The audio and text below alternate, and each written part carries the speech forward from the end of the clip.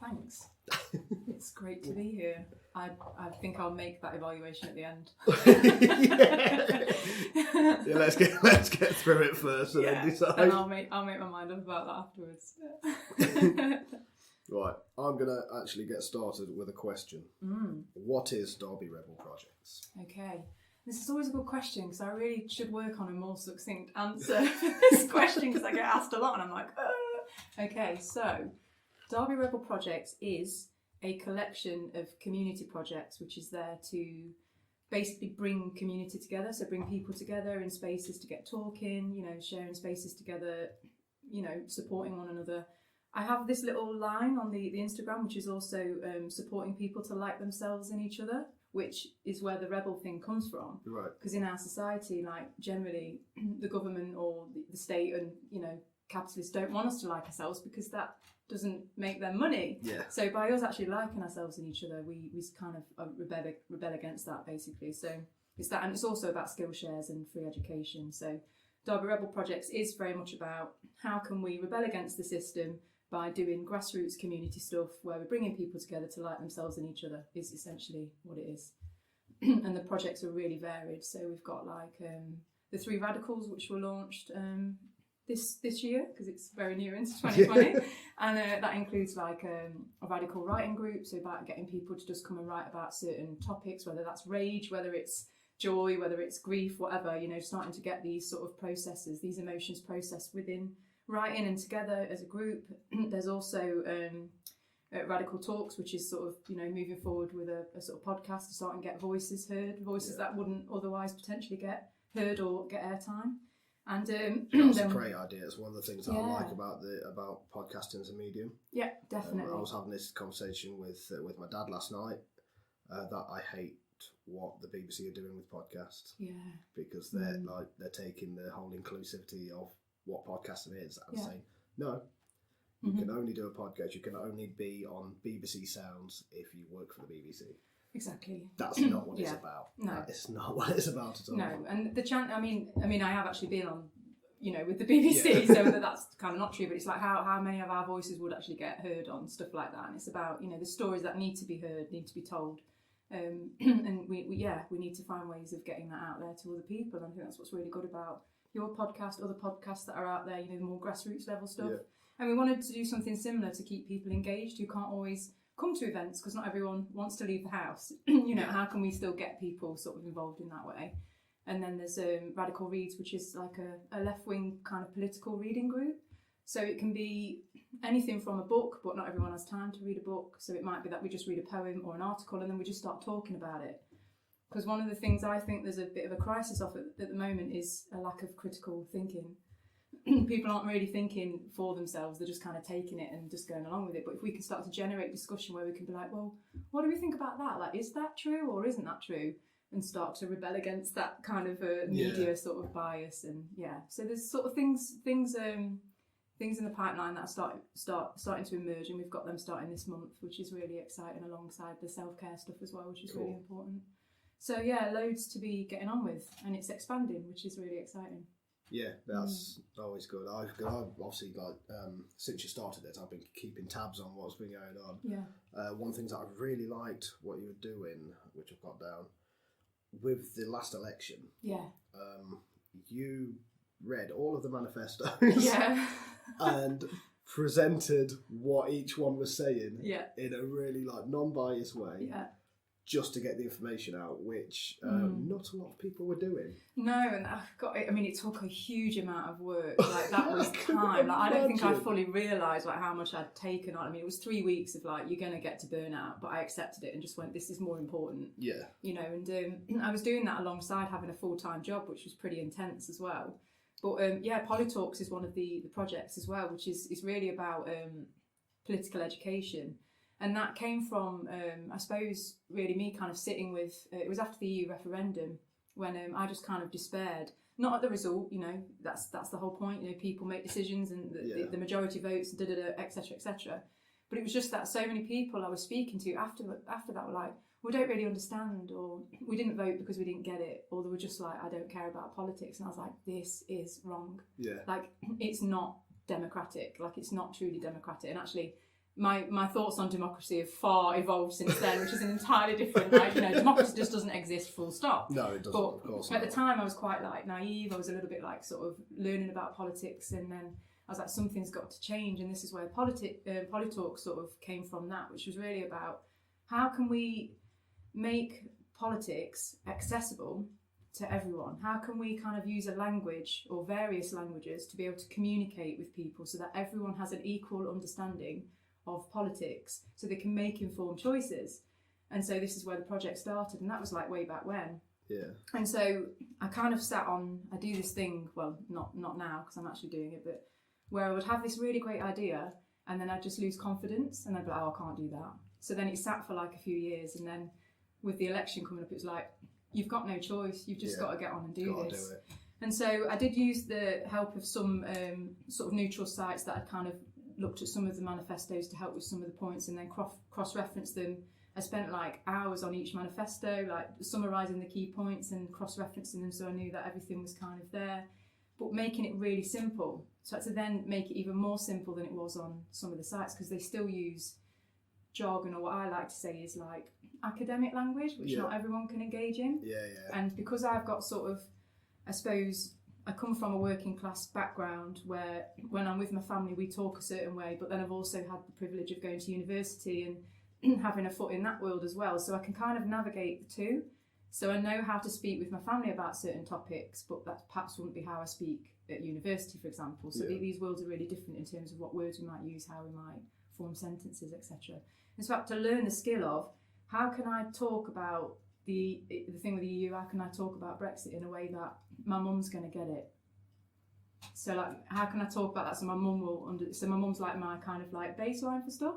She's super smart in a different way, because her form of intelligence comes out in a different way, that she can take a big group of people and see this big map of how things work and just make it work. I can't do that, but I can read a book and get something. So we're just, you know, it's kind of like that. How can we cater to everyone's kind of learning styles and the way they understand stuff? Yeah, it's teaching instead of telling. Exactly. That's it, because most of this is actually something that I'm writing soon, actually, but I learned more as an adult outside of school than I did when I was in school. Oh, absolutely, yeah. And I think it's purely down to the nature of what school was.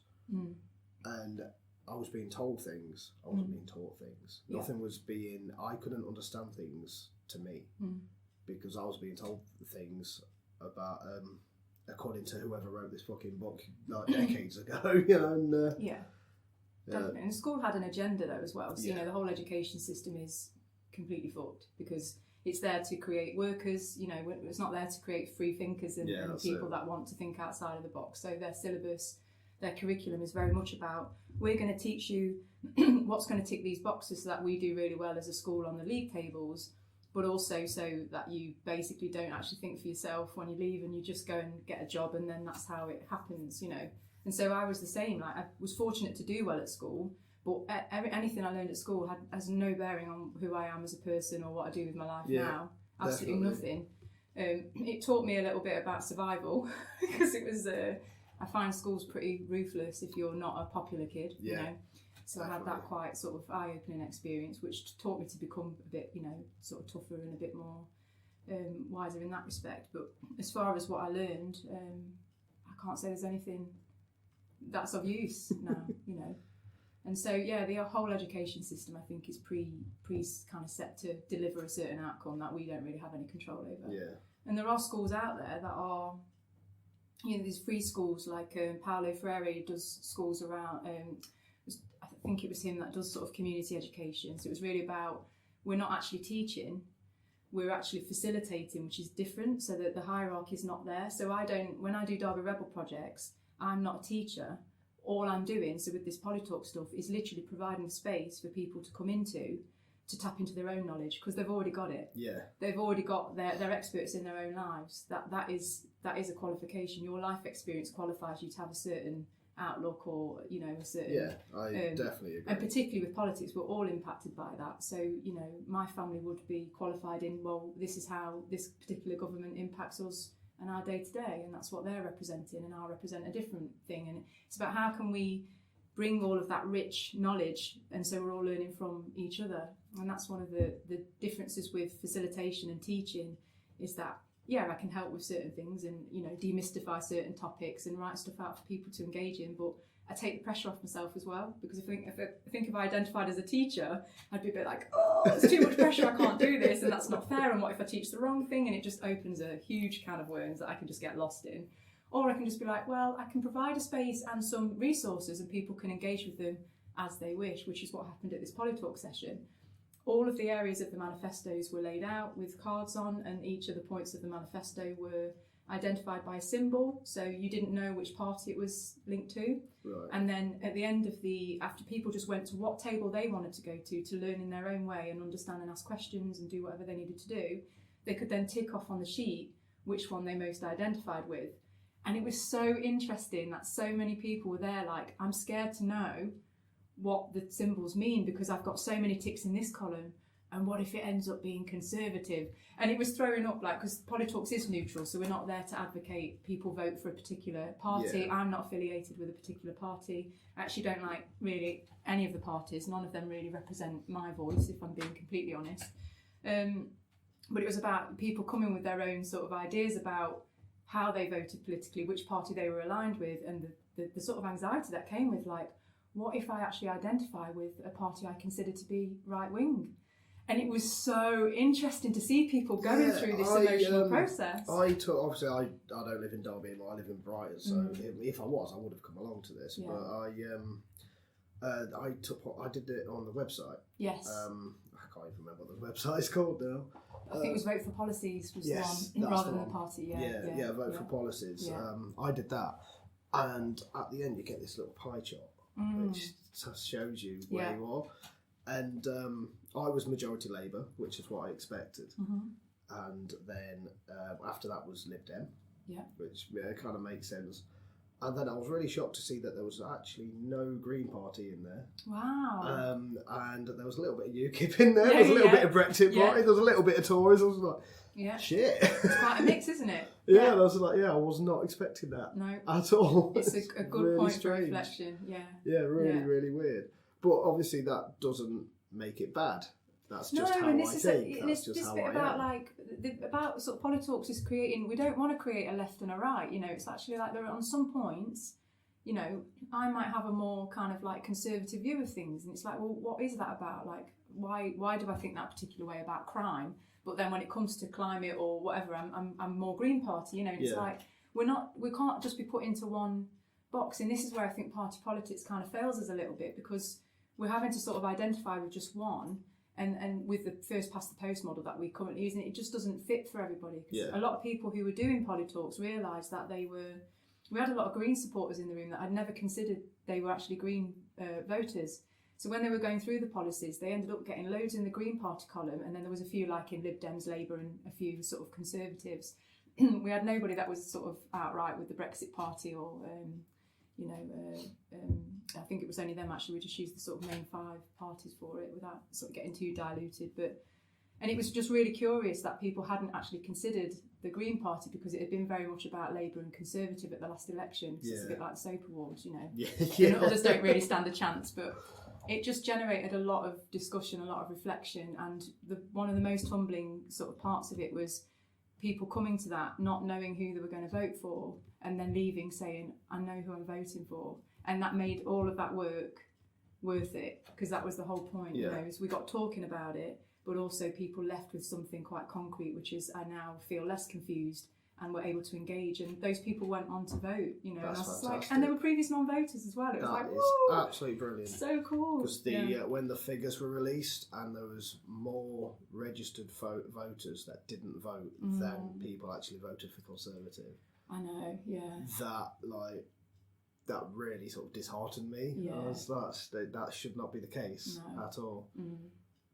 But I mean, Polytalks is ongoing now, so it's going to happen every month, where we will engage in political education, whatever people want to sort of talk about. And so the next one's next week, and we'll be sort of looking at sort of what Brexit means now. We know sort of who we've got in government. Like, people might want to understand that a bit more. People can elect to talk about a particular topic if they want, because it's really about what the group wants to sort of talk about. And we can use smartphones, you know, to do a bit of research, because I'm not an expert in politics, I haven't got a qualification in it, you know.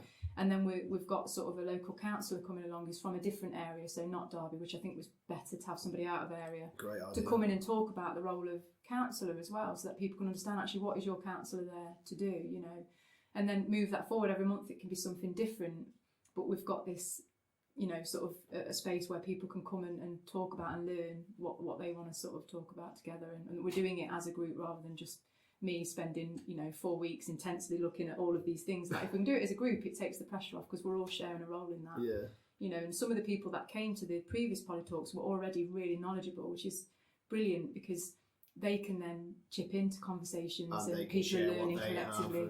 Yeah, and that's just a much better way of learning. Definitely, yeah. Well, like you say, it's more about community rather than just one person standing there saying, this is what you should think, this is what you should know, this is what you should do. And that's definitely not the way I roll. I know some do, but like for me personally, it's about like what's important to people, because what I think people need to know might be not relevant to them at all, you know. And so it's nice that it can be a space for people to say, actually, I've been learning about proportional representation, I'd like to know a bit about that.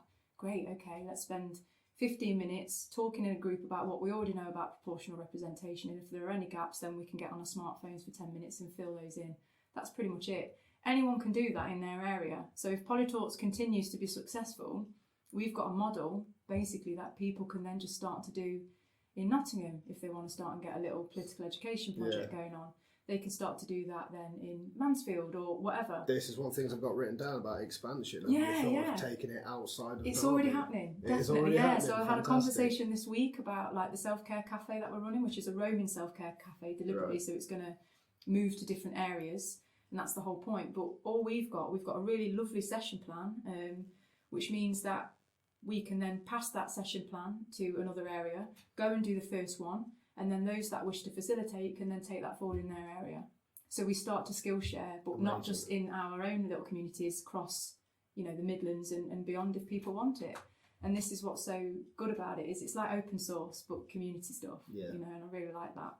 There's no ownership there. It's there for people to just go, hey, I've got this idea, I want to do this, but I need a therapist to support this particular piece of work because it's like a grief circle or whatever. Great, okay, who have we got that's got training in counselling or therapy that can support that process? Me, okay, awesome, let's hook up, let's meet and talk about a session. Session happens, it can then roll out to other areas, and it's just, that's just amazing.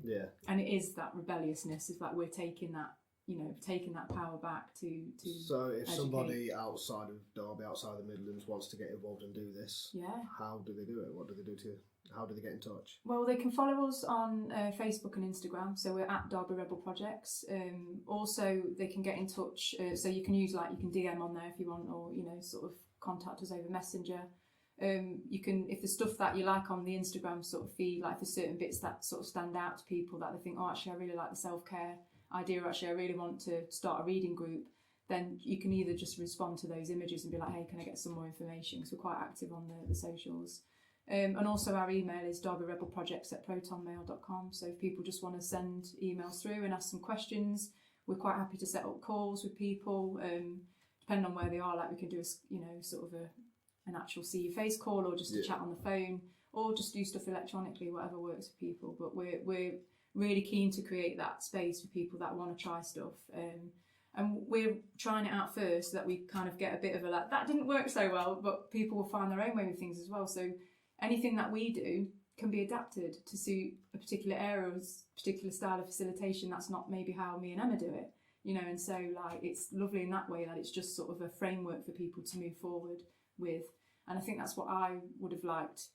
I mean, I've started it now, but it's that kind of confidence building, the bit I said about I didn't have the confidence to do it. Now I've got a framework, it makes it way easier to then go, I've got a loose idea of what I'm doing, so I feel I can step into that and be a bit more confident with it.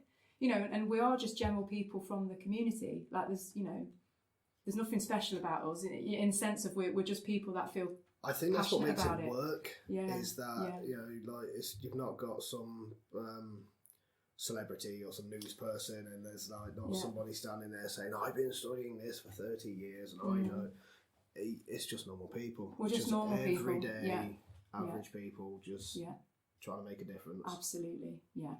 And that's what's that's at the heart of it really, is we want more and more people to get involved and form part of that team and we'll support in that area as well. Like the one thing I'm really passionate about is we need to start and cultivate more facilitators in our areas, who are the people that are on that kind of edge of stepping into being a facilitator. Yeah. Could we just support them with a session and help build their confidence, and then they can start and run, that little group in Alveston or that little group over in Chad?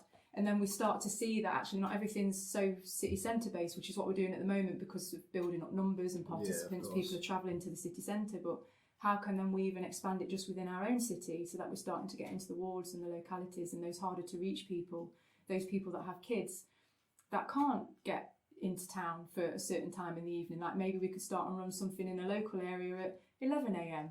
when baby's going to have a nap and have a little creche going on so people can bring kids. And this is where we need to be moving, that's my opinion. But in terms of what is likely to be ahead, we need to start and sort of develop this this community stuff now, because one of the things we're going to come across, I think, will be like social isolation.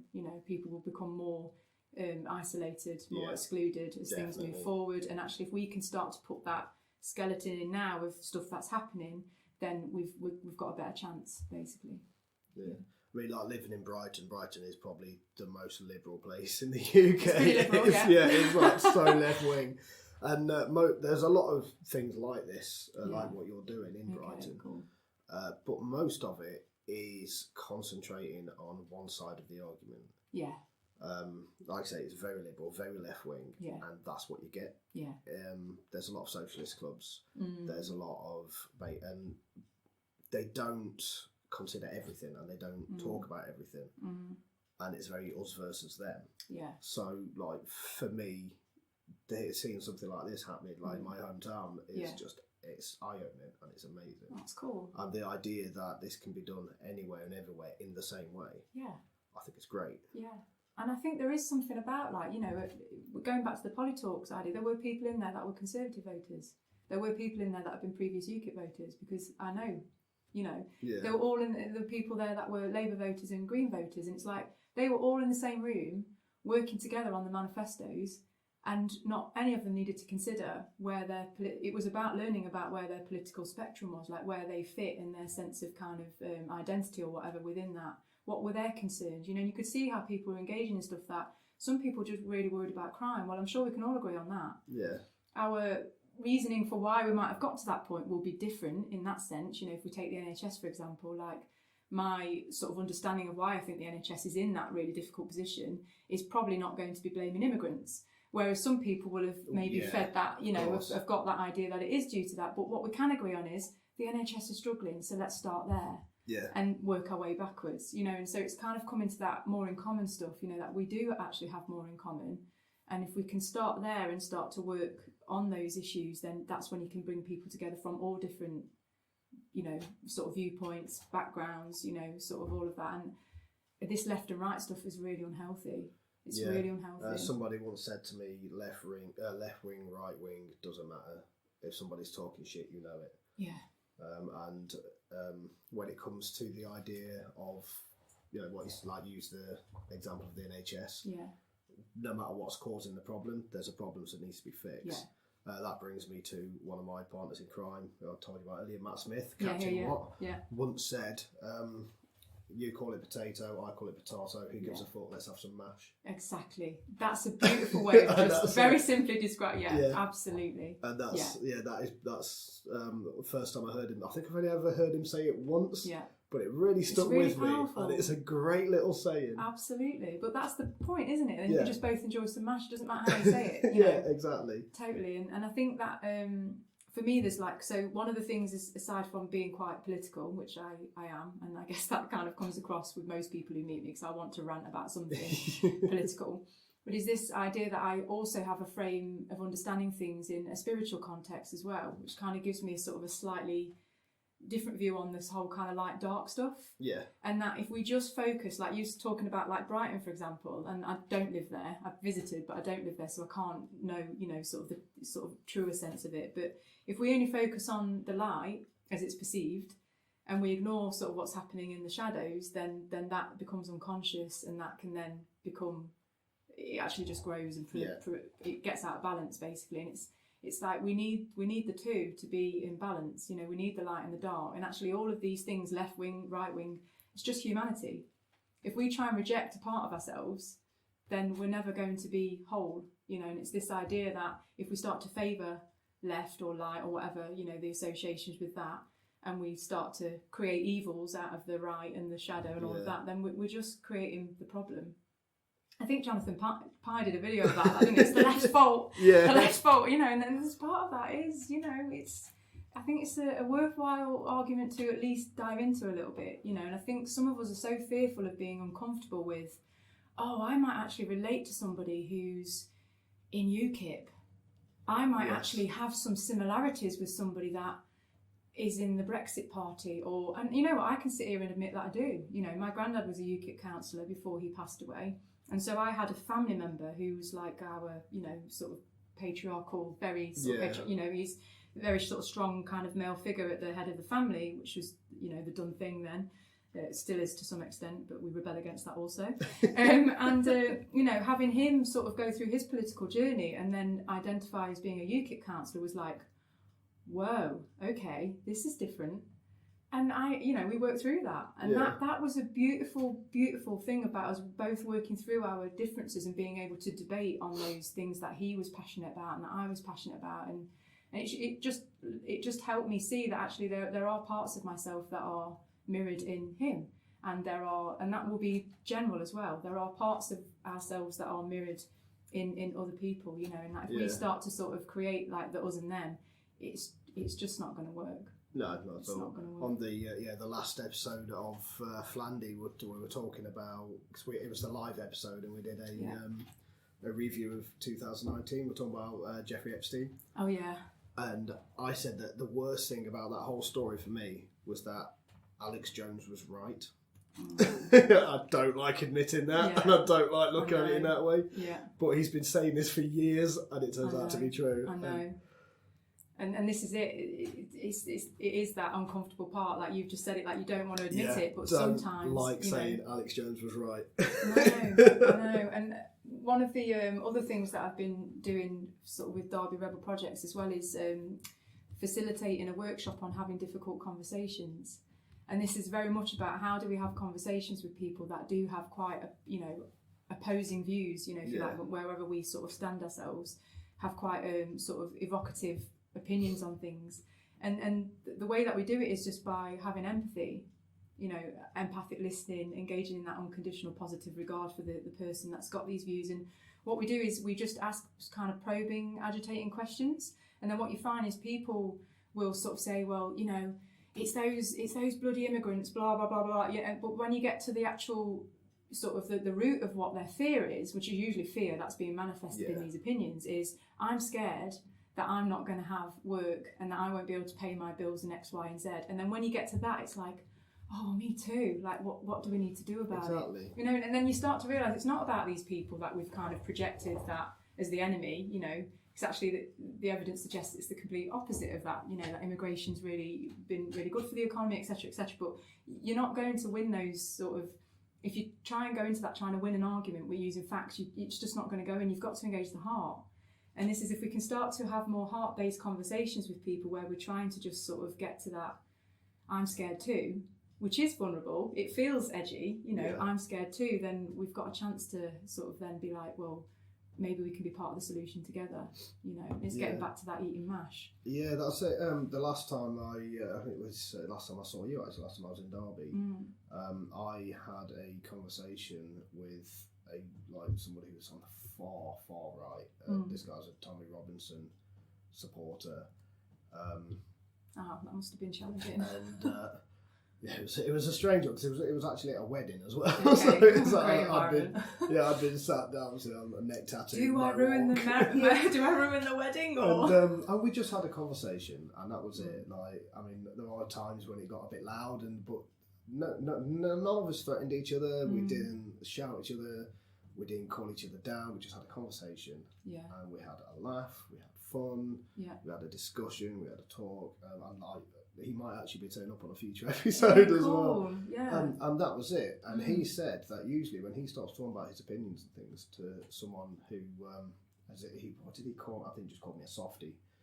And I said, usually, like he said, he's had drinks thrown at him, he's been punched, and like, at the end of the day, like, opinions are opinions, but I mean, I'm sure there's things that we disagree on. Yeah, there will be, no doubt. Yeah, but it's not going to get in the way of having a nice time. It's not going to get in the way of friendship. No, and I think that's a it really grows important. us as well. Yeah, it can be an asset. Like all of these differences can be, like I call them like the juicy spots where things get a little bit heated, things get a little bit charged. And actually, I've learned about myself along the way that if I don't have those more charged, juicier situations, then I just don't evolve. My consciousness doesn't grow. Like, you know, I haven't just got to the point where I'm at from just like unicorns and sparkle shits. You know, I've got there because I've gone into really sort of dark places of my own psyche and sat there and gone, ugh, this is horrible. Like, I feel this hatred, or I feel this, all of these uncomfortable emotions that I've tried to sort of suppress or push down. And it's like, the minute I just kind of go, oh, okay, I can let that come in and feel all right about feeling really, you know, disgusted by this, or really kind of like secretly liking that part but not willing to admit it because my friends will just completely ostracize me, sort of thing. You know, and it's like, actually I can just speak those things now because I know that it's actually human. We you know, we all will have a range of different opinions on different things at different times. One of my blog posts, which isn't out yet, but it will be by the time this episode goes live. But that is, it's about sort of transformation through age. Is what it's called. It's how we adapt to our situations as we go. And one of the things that I put is when I was like 17, 18, I was a Megadeth fan. I used to walk around with like ripped up clothes and Megadeth t-shirts. I was talking about Megadeth are the greatest band. In all honesty, I liked one song. Yeah. And I liked more Take That songs than I did Megadeth. We weren't willing to admit we liked Take That, right? Because we had to be Grebs. That's it, exactly it. Now, as an adult, I don't give a shit. You know, Back for Good is one of the greatest ballads ever written. When I play guitar. When I pick up a guitar, most of the time I'm going to play A Million Love Songs. I'm going to play Back for Good before I start on Symphony of Destruction. You know, but back then I had to be a Megadeth fan. Behind closed doors, I'm singing along to Take That, and I'm like loving pop and but totally. Well, it's how it works then, though, isn't it? Like constructive personality is that, you know, our kind of more intimate worlds are very different to the stuff that we project outside. You know, but actually, if we can learn to just sort of bring the two together so that we're more authentic in the moment. So like, pretty much, I don't have secrets. People are like, oh, tell me your deepest, darkest secret. Well, it's not a secret because most people know about it anyway. Like, you know, if we can sort of start to just be like, yeah, I really enjoyed, you know, dancing to Backstreet Boys or whatever. And I'm just like, well, yeah. And I think as I've got older, I've got less bothered about what people think. And actually, I'm more bothered about what I think about myself. Like, do I think I'm a decent person? I'm not perfect. I've definitely got a lot to learn, and that will be forever until the day that I leave this physical realm. You know, and but I think I'm a decent person, which means I have that my intention is always to be authentic and to not do harm. You know, and that's kind of like my sort of my baseline. So yeah, I think I'm all right. What anyone else thinks, they're only projecting themselves anyway, because that's how we kind of interact. We're all just a series of projections and mirrors and windows of one another. So you're never really going to get the true sense. Yeah, really. that's exactly it. We always act differently depending on who we're around. Oh, that's a curious one, isn't it? I see it as more as a survival technique. Yeah, there's an element of that. Definitely. Because I mean, like when I'm our mutual friend, Tom Kennedy. Yeah. When it's just me and Tom on our own, we are completely different to how if it's me and Tom in a group. Yeah. And me and Tom on our own are different to how me and Flo are on our own. Yeah. Or me and my brother. Or like, and it's it's all depending on where you are, and there's nothing wrong with that. No. You're not being dishonest. You're not being untruthful to yourself. No, definitely not. We all have different labels. Yeah. This is the beginning of an article that I'm writing for a website is all about labels. Yeah. Using my brother as an example. Yeah. One of his labels is he's a welder. Another label is he's a forklift driver. Yeah. He used to play rugby. Yeah. He's also a family man. He's a father, and he's a husband. And those different labels that he has, they all come into play in different times. So when his son comes running into the front room because he's fell over and he's grazed his knee. Yeah. My brother then has to activate the appropriate label, which is the label of father. Okay, yeah. Because if my nephew goes running into that room with a grazed knee, crying, and I've learnt myself, and my brother puts down his welding mask and blows up a torch. It's not going to work. That's not the right label to use in that situation. Yeah, okay. So I get that. So like, you know, I don't know if I mentioned it when we were live, but I talked about like different channels and how we process stuff or understand things, and we kind of touched upon language a little bit. And so kind of and when I say language, just to contextualise it for those listening, I don't just mean Spanish, French. I'm talking about how we construct words together to understand something. Yeah. And my way of talking about what you're talking about is, again, with the spiritual hat on, is looking at archetypes. So we're all made up of various different archetypes. It's a theory of personality as well, so I suppose it's not so spiritual. It's quite sort of grounded in psychology too. I have learned recently that spirituality and psychology are so similar. Yeah, I'm starting to see a lot of overlap. I'm starting to see a lot of overlap for sure. And so there are certain archetypes that will be activated in us based on who we're relating to at that one time, but it's still authentic because your archetypes are all authentic. And one of the lovely analogies I had when I was working with this really beautiful Gestalt therapist way back when was you have a captain, so that's like your main dominant kind of the main you, and then you've got like loads of ship members that steer the ship, and the idea is that you've got to keep the ship going, and you've all got to work together doing your various roles to make sure that the ship stays safe and does what it needs to do and gets from A to B, whatever your journey is, whatever that might be. And I was like, oh, so suddenly it was like, not like I got like a multiple personality, because that was the fear, you know, way back then when we were talking about these really kind of like, I was like, oh, does that mean I've got like a multiple personality? Does that mean that's bad or whatever? And it was like, no, it's just personality. It's just how it's just how our brains are wired up and how our identity is formed. So you're not ever just one person. You will shapeshift into these various different roles. So at times, I will need to go into my mother archetype. I'm not a mother, you know, in real life, but my mother archetype, which means that I have to nurture and look after myself when I'm feeling a bit kind of wounded or triggered. Right. Or that means it's activated when I might need to take care of somebody, if they're asking, you know, it's all consensual. But if somebody's saying, Kelly, I really need your support, then my mother might come in and be like, okay, like, and that starts to develop my empathy, my compassion's more activated.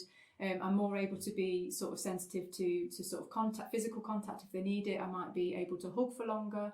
But if I'm in a different archetype where I might be in my kind of rebel or whatever, you know, this sort of more kind of like angry, you know, sort of rebellious woman that I sort of really embody quite a lot, then I'll be like, fuck that. You know, fuck the world. That's when I start to get on a rant. And that's usually the one that Tom encounters quite a lot as well. So he can hold that. You know, and this is, not everyone can hold your archetypes. Yeah. And so this is where you might present a particular way with Tom, because he can actually meet you there, because he's very intelligent and he's kind of got that darker sort of side to his personality, which means he can embrace a lot of my shadow side, which not everyone can. Some people I won't be able to talk to about, you know, the depths of despair of humanity when I see Donald Trump, or, you know, won't be able to really go into that kind of sludgy parts of ourselves where, you know, whereas he can tolerate that. And sometimes enjoy it, because that's part of it as well. We're relating to enjoy and get something from that, meaning, friendship, definitely. Connection, all of these things. Yeah. Whereas my mum would prefer the sort of kind of the lighter Kelly, the happy-go-lucky, who's feeling good about herself. She likes that part because that means she's doing an all right job. It's like, but when she sees me when I'm in my like depressed kind of like, no, I'm in my woes me archetype today, and then she's like, oh no, the world's falling apart. And it's like, no, I'm just having a day where I need to wallow in the sea of sadness for a bit because I've got to process some deep emotions. You know? That's it, and that does happen as well. Yeah, it happens to me all the time. I don't like the term suffer with depression. I like to say I live with it. Yeah. And sometimes I'm not doing really well at the moment, but like sometimes I have just these really dark moments. Yeah. And the best thing to do is just to leave me alone. Yeah. And I'll get through it. Yeah. And that's it. Like I tend to sort of revert back to a previous form, so I'll like start drinking heavily again. Yeah. Or I'll take some drugs, and but that's just my way of getting past it. It's your way of processing it. That's it. And it'll just be a second where I'll just sort of like everything just comes into focus. I just go, what the fuck are you doing, Andy? Yeah. And then I'll just stand up and just carry on with doing what I should be doing. Yeah. So you maybe a wise man, or your dad, your outside dad comes in and goes, right, you've had your fun now. It's time to turn. That's probably what a parent would have done. Like, that's way exactly back when I was a teenager, I'd have gone out on some like, I mean, it only would have lasted like 4 hours because I had a curfew. But I'd have gone out and been like, oh, with my friends, and then it'd be like, you know, Grandad would be like, right, come on, it's time to, you've had your fun, like settle down and get your own work done, sort of thing. And it's like, oh, okay, I feel better, nice. I've had that unleashed. I've been able to let that go. You know, and then I feel a bit more able to move into a different space. I remember I would have been probably about 15, 16 years old. I had a really bad day, and I was in a really, really bad way. And my mum had noticed this. She noticed that I was like, I was on the verge of something. Yeah. And I went straight up to my room. And the first thing I did, I just put on Atari Teenage Riot. Nice. I don't know if you remember them. Yeah. I Hate Myself and Want to Die by Atari Teenage Riot. Full blast. And that song actually features Tom Araya from Slayer as well. Yeah, so full blast, just this noise and this guy shouting, I hate myself and want to die. I'm going to come around your house and kill you and all this. And my mum had sat there throughout the entire song, quiet, not saying anything, just looking at me, listening to this fucking racket. And then when the song finished, she just went, feeling better? That's actually, so cool. That would just actually, embrace that. That's wonderful. I often say like it was really difficult for me to rebel as a teenager because I was like, as most people who were teenagers in the 90s, it was metal, new metal and things like that was Loved the rebellion. It saved me. It's brilliant. And I had the problem where I couldn't really rebel against my parents. No, it sounded like they were just really cool. That's it. I come home and I'm playing Slipknot really loud, you know, it's like, Slipknot's first album, it's like, this will sort them up, and my dad's walking and going, this is great, what's this? And I was like, oh. Trying to really offend you and get something other than, like, you know. Yeah, my dad's a massive Napalm Death fan, and sweet. it's just like, it's just really weird, so I couldn't really rebel. The only way to rebel against my parents was to be all straight-laced and normal. Yeah. I bet that really touch a nerve. I can imagine, especially for me. But and even then, they'll just have been so accepting of it. It's like, if that's what you want to do, that's what you want to do, as long as you're happy. So, have you ever rebelled again? It maybe not your parents, but have you ever had that experience of being like, you know, fuck it all sort of thing? Oh yeah, definitely. When I learned that I couldn't actually rebel against my parents, I just rebelled against everyone else. And that was it. You find a way, because I think it's like a rite of passage almost. That it's important. Rebellion is important. This. Yeah, we have to exercise this part of ourselves. It's really key for certain transitions. If you get into the sort of realms of shadow work, which is where I'm kind of headed now, Carl Jung did a series of looking at the shadow archetypes that we have. So there's like the lover, the magician, the sovereign, and I always forget the other one, which is interesting. There'll be a reason why I've forgotten it, because it doesn't want to be seen. And there are shadow elements to that as well, and the rebel's one of them. So if you don't integrate your rebel, then you kind of can't get to the sort of the more conscious level of that. It's really fascinating stuff. Like, it helps me kind of grasp sort of where my journey is and what parts I've got to sort of dive into. It's really curious. And Carl Jung's pretty well known. Carl Jung was very interesting. Yeah, he's got a fascinating mind. Yeah, completely inclusive of everyone and everything, and like really interesting. Yeah. I like being a rebel. It's fun. I feel like I'm only really going through my rebellious streak now in my 30s. Right. Yeah, so it's only, and it's curious that Derby Rebel Projects has started at the time I'm actually going through my rebellious stage as well. So I fully own that, everyone. If you're getting involved, then you don't have to affiliate with being a rebel to take part. But it gives me the energy to do it. It's from that rebellious energy, that kind of like anger, and that that actually is a fuel for doing positive stuff. And I think that's really interesting when we talk about things like depression, or whatever words people want to use to describe where they're at with stuff. That we do tend to privilege certain emotions over others. And I find that when I interact with people, they privilege certain moods of mine over others. And it's this idea that, you're kind of happy, sort of joyful, sensitive side's welcome, but if you're angry and you're pissed off, or you're sad and whatnot, then I haven't got time for you. And it's not that explicit. I mean, I wish it was, because that would actually be a bit of a turn on, but generally people aren't always that explicit with how they're thinking about things, but I would like that a lot. I would really welcome that honesty from people, but they're generally like, you can just sense, you're just like, you're not interested because I'm X, Y and Z. And I can do the same with people too. So it's a judgment-free thing. It's more just acknowledging that that's in there. Yeah. And when I've really kind of connected to this sort of rage, which is not a done thing for women, to, you know, women and rage. And then you've got the whole intersectional thing of if you're a woman of colour and rage, you know, it has steeped amounts of different things depending on where you're coming from with this. Yeah. But if I'm just going for woman and rage, as somebody identifies as a woman and feeling a lot of rage at the moment, which is collective and personal, and then suddenly you just see how that totally just changes people's perception of you or how they might respond around you. And it's like, oh, that's interesting. But a lot of people would see that as a negative thing, you know, oh, angry woman. You know, it gets labelled, stigmatised, you know, oh yeah, time of the month or whatever. And it's like, no, I'm angry every day of the month, not just a particular day. I'm, you know, I've got nothing to do with No, biology. and actually that rage can be really, when it's acknowledged and it's welcomed, which I've been working on myself, it can actually be a really beautiful thing for being quite a loving energy, actually. You know, and you talk about like going and playing Atari Teenage Riot. Mine was playing Converge. And Pig Destroyer, so I'd have them like blasting out. Pig Destroyer. I saw them live. I'm so jealous. I mean, it's all Converge, but not Pig Destroyer yet. Absolutely incredible live. Yeah, and just being in that sensory kind of like the field of that noise, you know, and then just screaming into sort of pillows. And I wasn't doing this as a teenager. I would have been too scared, but I do this now. You know, now if I get really sort of like overtaken by the anger, it's got to come out. And so I just whack on the Pig Destroyer, scream into pillows, thump the pillows, and I'm like, oh, I feel amazing. That was great. And I'm so grateful to sort of heavy music for really being able to like get that channeled through the body. And it won't be everyone's cup of tea, but it certainly works for me. And once that sort of rage starts to move, then it just makes room for just all these other wonderful things. But I don't know many people who could sit in a room with me whilst I'm doing that.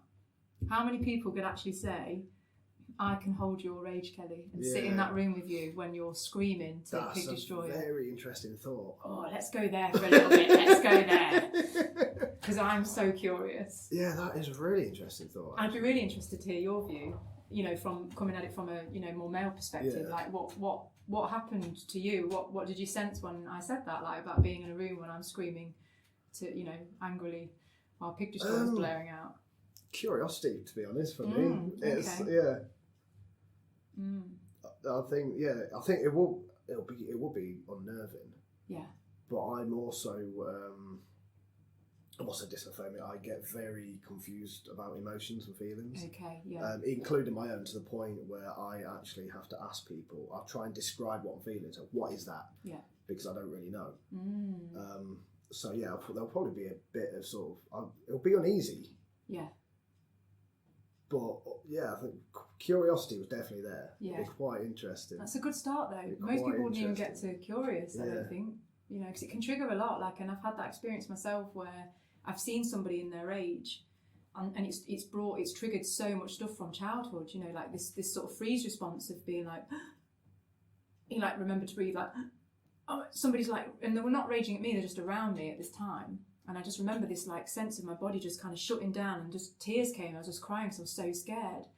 And then because I was in quite a sort of held environment, quite a safe kind of space to be able to explore sort of the reactions that were coming through at the time, I was then able to look at this man who was having this kind of rage experience. And then I could regulate then, so just started breathing through the sort of wanting to just leg it, you know, get out of the room, leg it, and sort of watch him. And then suddenly my whole body just relaxed a little bit. And that was a turning point for me when I was able to then sort of channel my own rage and not be so scared of it, because I was scared as well, because when I'm in rage, my fear is I'm going to kill somebody. And, you know, I could. Yeah. You know, I think it's a real thing we have to sit with. I could kill somebody. Yeah. You know, and it's that's the darker part that I sit with. It's like in that moment, it's like the Incredible Hulk. There is if you're in, you know, it's like that. There's that power there. It's a really powerful kind of thing to embody and to allow that. And I had to sort of trust that I wouldn't do that in those moments. That's one of my worries whenever I'm feeling like that, if I get angry, because I used to be a violent person in my younger days, because this was part of my rebellion. I didn't give a shit. It's like, the law can't take me down, and but obviously now I see that as a bad thing, and I don't ever want to go back to being like that. Yeah. But when I'm feeling rage, when I'm angry, when I'm getting to that point, I do feel like, you know, I could quite easily just go out and start a fight with someone. Yeah.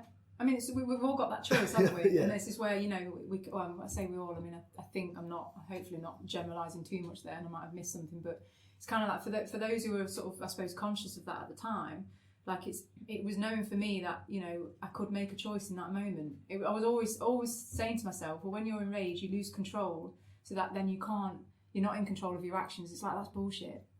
Yeah. That's bullshit. Because I've been there, I've been at that point, you know, and actually I can still make a choice. And then when I realised that I could actually go to that point of like, I'm not going to actually kill somebody or, you know, hurt somebody, it then totally changed my relationship to rage and anger.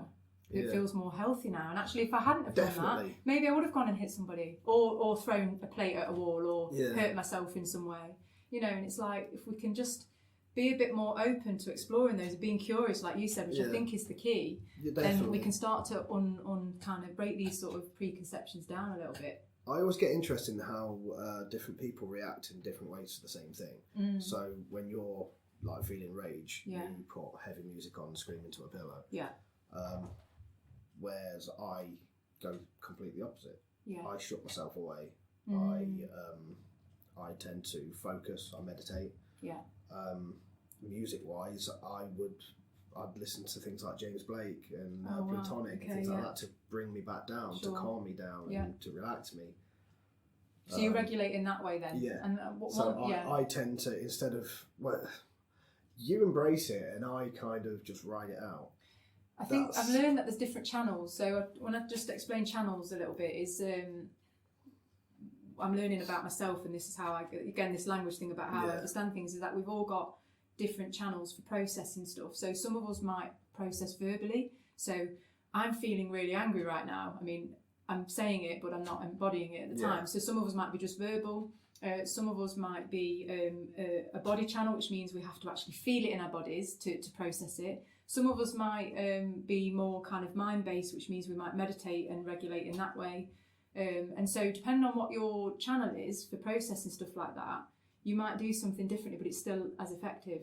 And I've learned that I'm a body channel, which means I have to feel it and release it out of my body. Right. And so the only way I know how to do that safely is heavy metal, really get the muscles tense, really scream it out of my lungs and then breathe. And then I sort of reach a state of like bliss, because I've then had that release, and, you know, kind of then I come back and through the breath I'm able to regulate back to normal. But if you're not a body channel, that potentially isn't going to work for you. You might find that something like meditating and working through it that way is going to be way more effective. Yeah. Yeah. Yeah, and I like that because it's diverse. No one way is better than the other, although society does privilege certain channels, like the verbal channel's way more privileged in our society, which is why some people would find it harder being in a room with me, throwing my limbs around, screaming, stamping my feet and you know, doing that, as opposed to me sat there opposite them. Like, I'm really angry right now. Like, are you? Because you don't look it. Yeah, you see, for me, that, like, I would find that more nerving, more uneasy. Yeah. Because then, if somebody says to me, like, I'm really angry, I was like, oh, no, what do I do? Yeah, that's it, exactly. What am I supposed to do about it? Are you angry with me? Like, all of it? That's exactly it. And, like, because of the way my brain works, I'm just sort of like, so I've pissed you off. No, not you. It's just, but why are you saying it to me then if it's not me? It's hard to take the you out of the equation, isn't it? It's really hard, because it triggers us so much. It brings out all of these, like, uncomfortable, like, you're suddenly exposed because it's like somebody's angry, and it's like, we just need to make friends with anger. And I think if we made friends with anger a bit more, and I mean, we just need to sort of maybe get curious about it rather than just say it's wrong or whatever, you know, I'm generalising. But I have, as a woman growing up in this society, it's been very difficult for me to embrace my anger and to express that in a way that's actually healthy for me. It's been me kind of fumbling around, figuring it out, because nobody's really talking about it, you know? And so since I found that way, I'm then able to talk about it, and what that then means is I can actually hold anger for other people better. So if somebody now comes to me and says, I'm really angry, I can be like, right, okay, what's going on then? Let's do this. My heart might still race, but I can still stay with them rather than just be like, see you later, I'm off. Quick, run. Leg it. Yeah, here's a number for a professional. See in a bit. And I'm curious about whether, if we could do that more for one another, whether we would see a decrease in violence. Whether we would start to see a change in that, I don't know. I'm just curious of it, because I've noticed that since I've started working through this, my my desire to want to hurt, you know, because it was definitely there. I just chose not to. My desire to want to do these things is definitely less so. You know, it's just not as. I think there's evidence, like outwardly, of this working, because since the whole idea of men talking more about their feelings and emotions, since people have actually looked at the suicide rate in men as opposed to in women, it's still quite high, but it is going down, and it is working, and more men are feeling more comfortable with talking about these things, which is amazing, which is great. And I'm at the moment I'm 37 years old, and I have always found it difficult to open up and to talk. It's getting easier and easier, and there are certain people now where I can just, about anything I can just turn to, where 10 years ago that wouldn't have happened, 5 years ago that wouldn't have happened. We're now, like, and these are all the men, there's women involved, there's like, there's one person who's transgender, I'll call them the tranny Buddha, absolutely amazing woman, like, and that's what she calls herself. But yeah, like, it's just, I think this is, when you were talking about growing up as a woman, feeling rage and not being able to talk about it or deal with it, that kind of made the parallel in my head. Those connections to the same thing.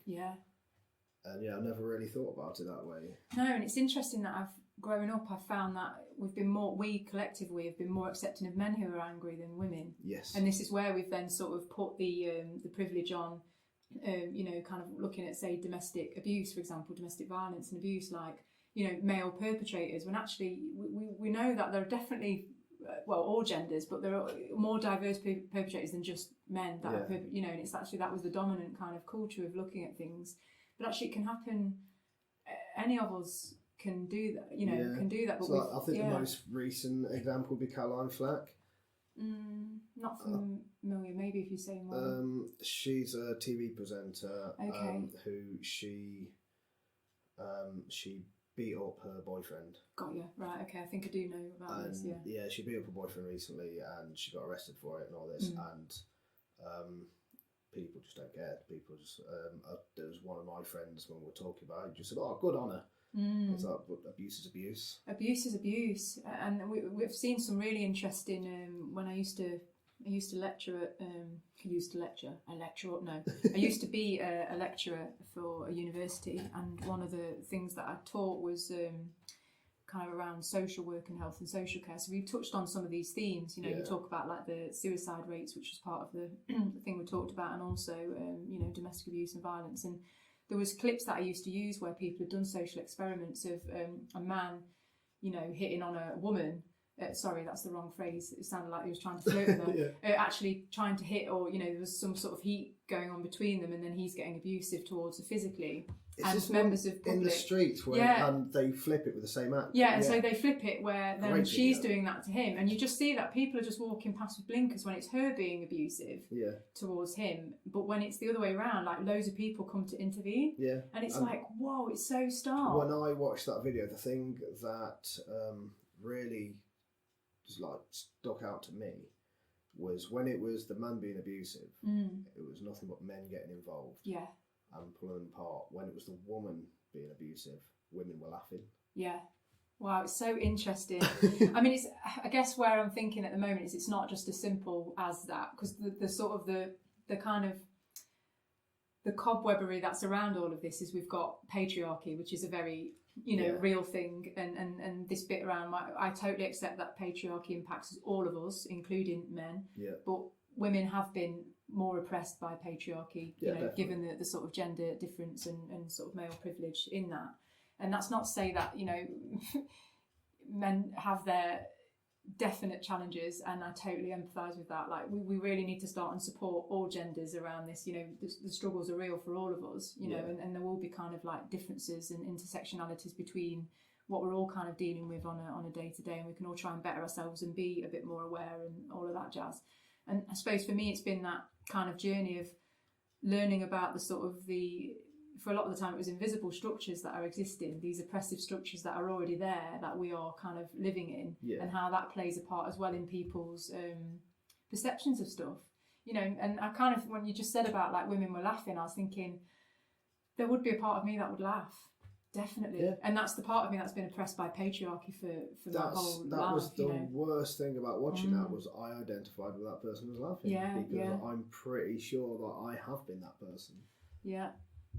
And it's that old saying that it's always funny until it's you. Yeah. And it's I think there was a part of me just like, yeah, no, I would have been right next to her. Look at that. Yeah.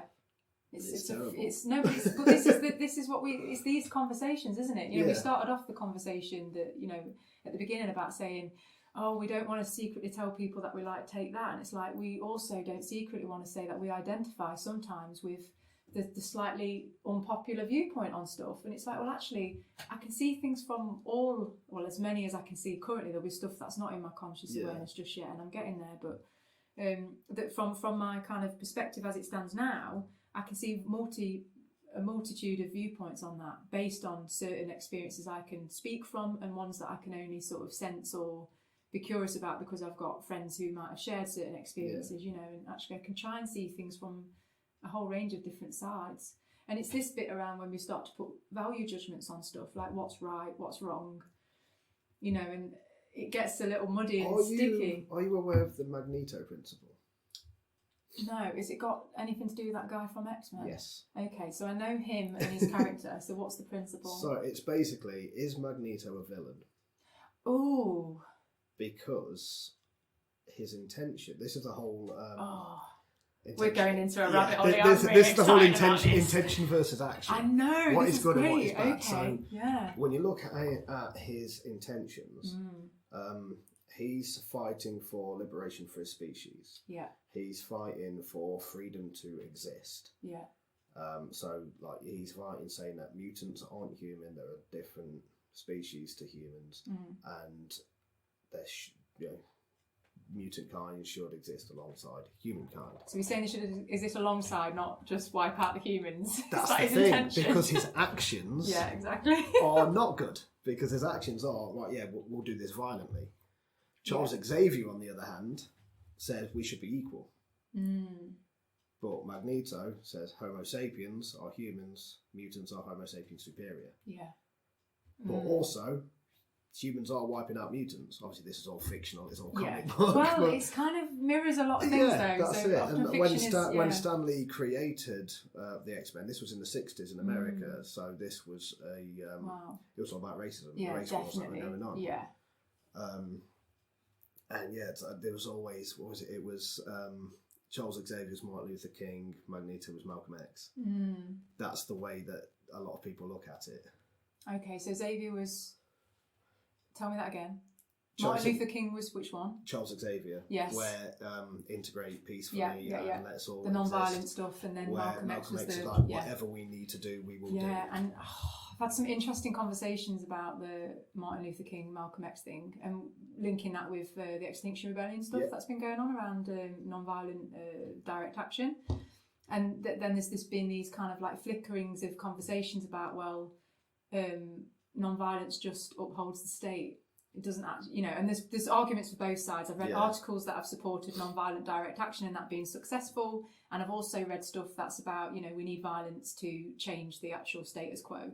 And I'm kind of in this like, I don't know. But then when I go back to what I know, which isn't loads around kind of Martin Luther King and Malcolm X, is that you needed both for that to happen. It wasn't just one. Yeah. The two of the non-violence, peaceful versus the violence, actually that whole thing co-created that happening. Yeah, definitely. And 100%. Is there, I don't know how I feel about saying this, but is there a role for that? Is it villainous or I don't know. It's a really good question. I love it. Yeah, this is where the whole Magneto principle I love that. Thank you for introducing me to that. So I'm just going to go into a nice little rabbit hole probably later. Yeah, because they do actually talk about this in one of the comics. There was in Marvel Comics. There was this big. Sorry, I'm a nerd. So no, I love. Yeah, I was an X-Men comic nerd as well, the Secret Wars in the 80s. Yeah. So the main story there was this entity called the Beyonder who took a load of Earth's heroes and a load of Earth villains and he put them in separate ships and made them fight. Yeah. And Magneto was in the hero ship, not in the villain ship. And it's purely because of the Magneto principle. It's because what he was doing was good. His intentions were good, Yeah. so that's why he was considered. That's why the Beyonder thought he was a hero. My gosh, this is so deep. I'm just good, like, I'm loving it, because if you take that principle and then we take it for what's happening now, like, you know, in the real world, I mean, you know, but if we take about stuff that's happening now, whether you look at kind of, you know, the likes of like, I don't know, with what's happening with Donald Trump and all of this, and that we've villainised these people within our culture, you know. And even when you look at like ISIS, for example, well, what's their intention? You know, and I start to think about their intention, my perception of their intention.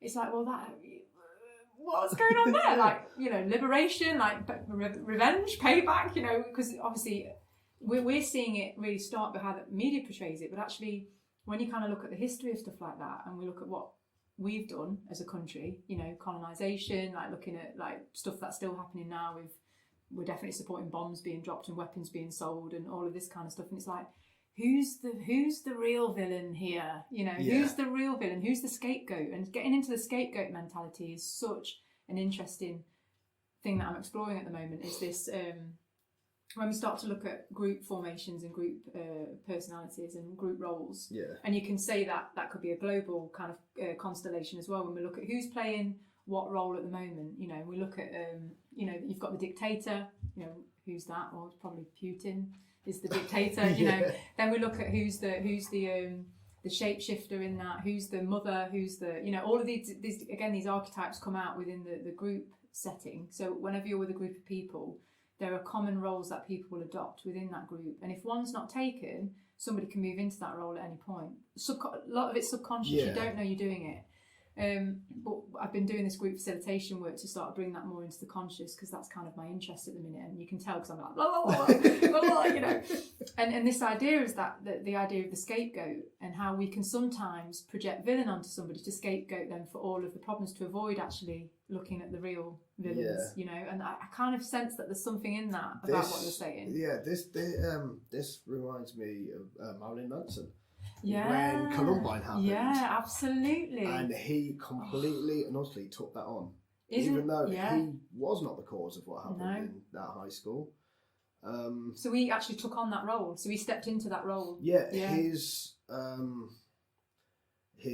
official stance, I think he said this afterwards, was at some point in time, every society needs a scapegoat, so here I am. There you go, and that's, you know, so he gets there's a book on it as well. When he was being interviewed about it, and he was being blamed, he didn't stand there and say, "I'm just an artist, I didn't do it."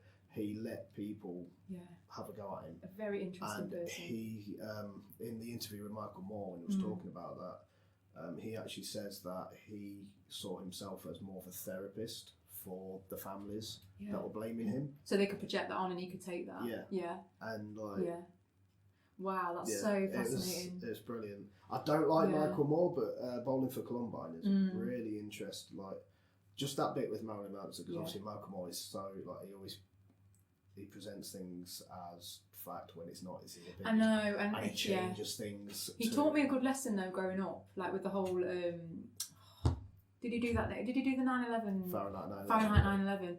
And he made me realise growing up, so that came out sort of around the sort of teenagey years, but it was a bit around, even when something's portrayed as fact, it's still his view.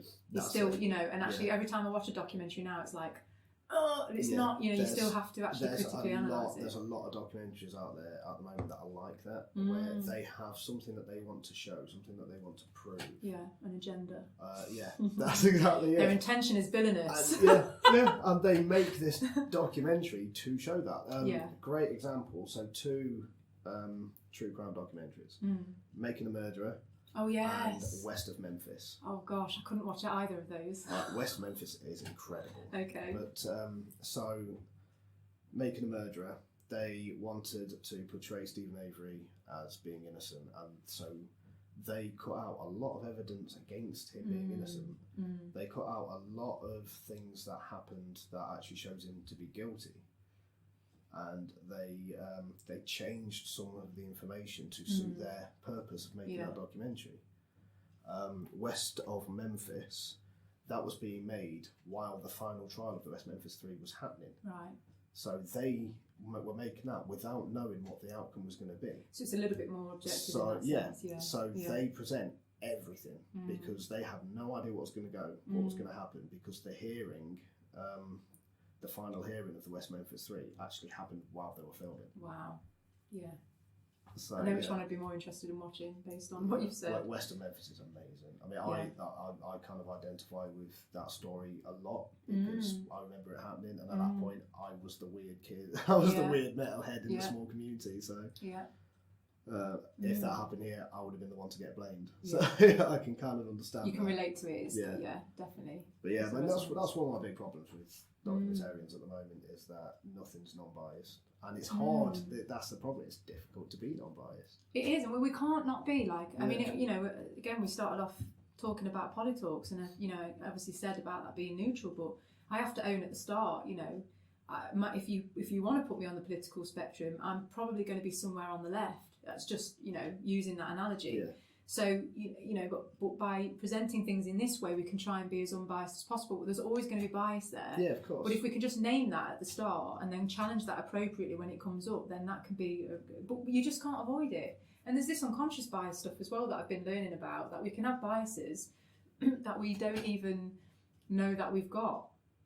Like, and I definitely I've done some work with students about this when we started to do like ethics, when we're looking at that. And we do this one. It's not mine. It's something that I've used that somebody else has done and recreated in a sort of lecture theatre environment, which is a doctor's son is rushed into the hospital, and the doctor says blah blah blah, and then people assume the doctor's male, but the doctor's a woman. Yeah, I know that. Yeah, and so it's like.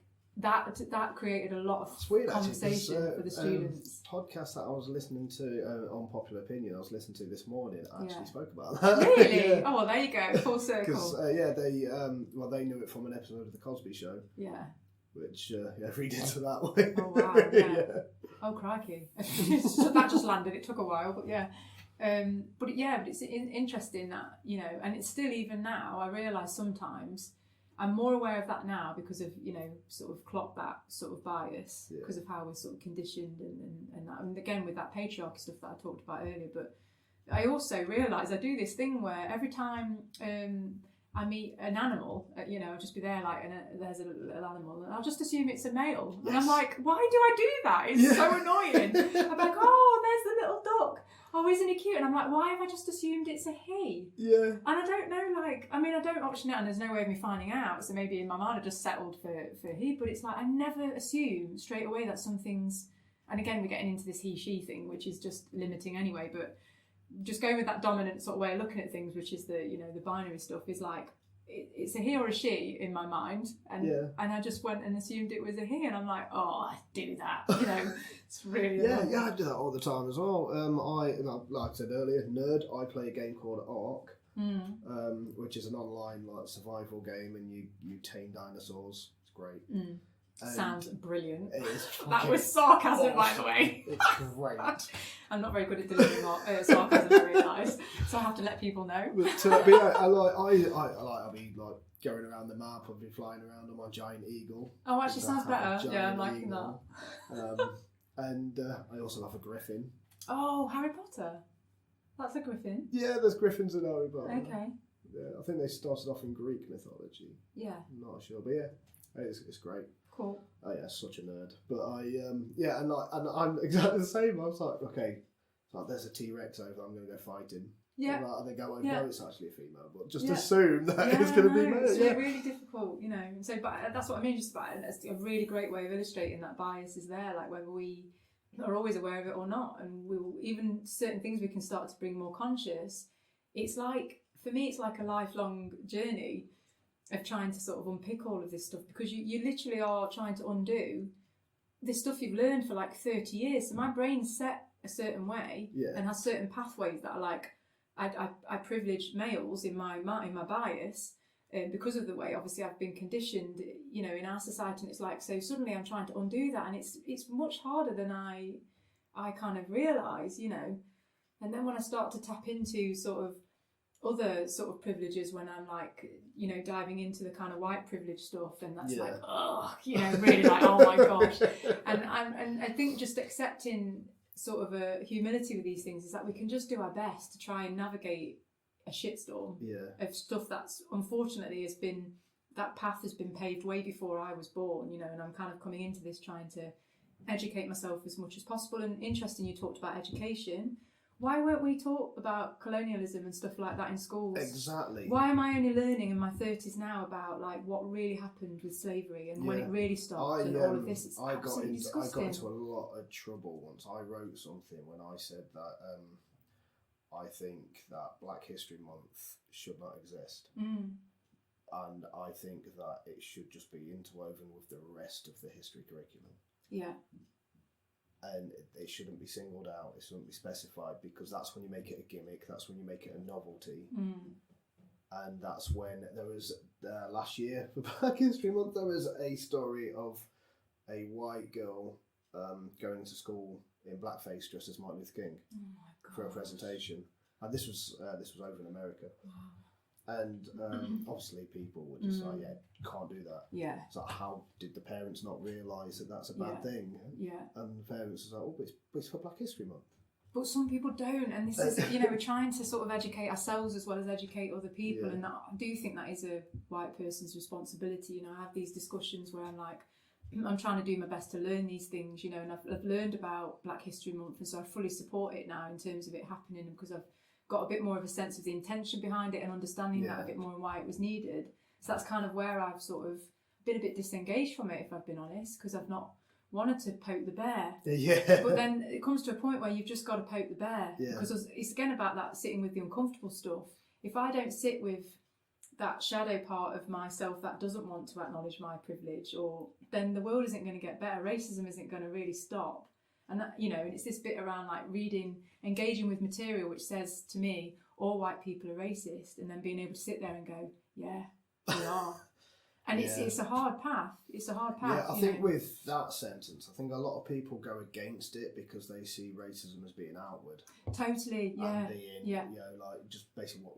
Well, we think it's name calling and violence and murder. You know, it's not. It's attitude, but it's also a denial, and also an unwillingness to do your own work. So by me not facing that and poking that bear, as I call it, you know, like not wanting to be uncomfortable about being white and not wanting to read horrible crap about what my ancestors did and what, you know, what they contributed to and supported and all of that jazz, and learning that only 2015 was when we all stopped paying taxes towards the slave owners that lost when the slavery was abolished. Oh, wow. We only stopped paying compensation in 2015.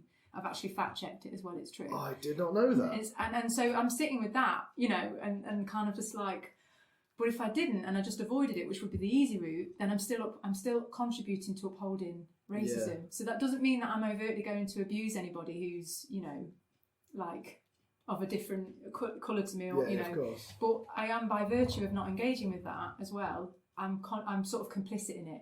And so I've kind of come to terms with being able to accept that statement, and my ego just is all right with it now. Because logic prevails, and by logic and process of disseminating that, I'm like, well, actually, there's some truth in that statement.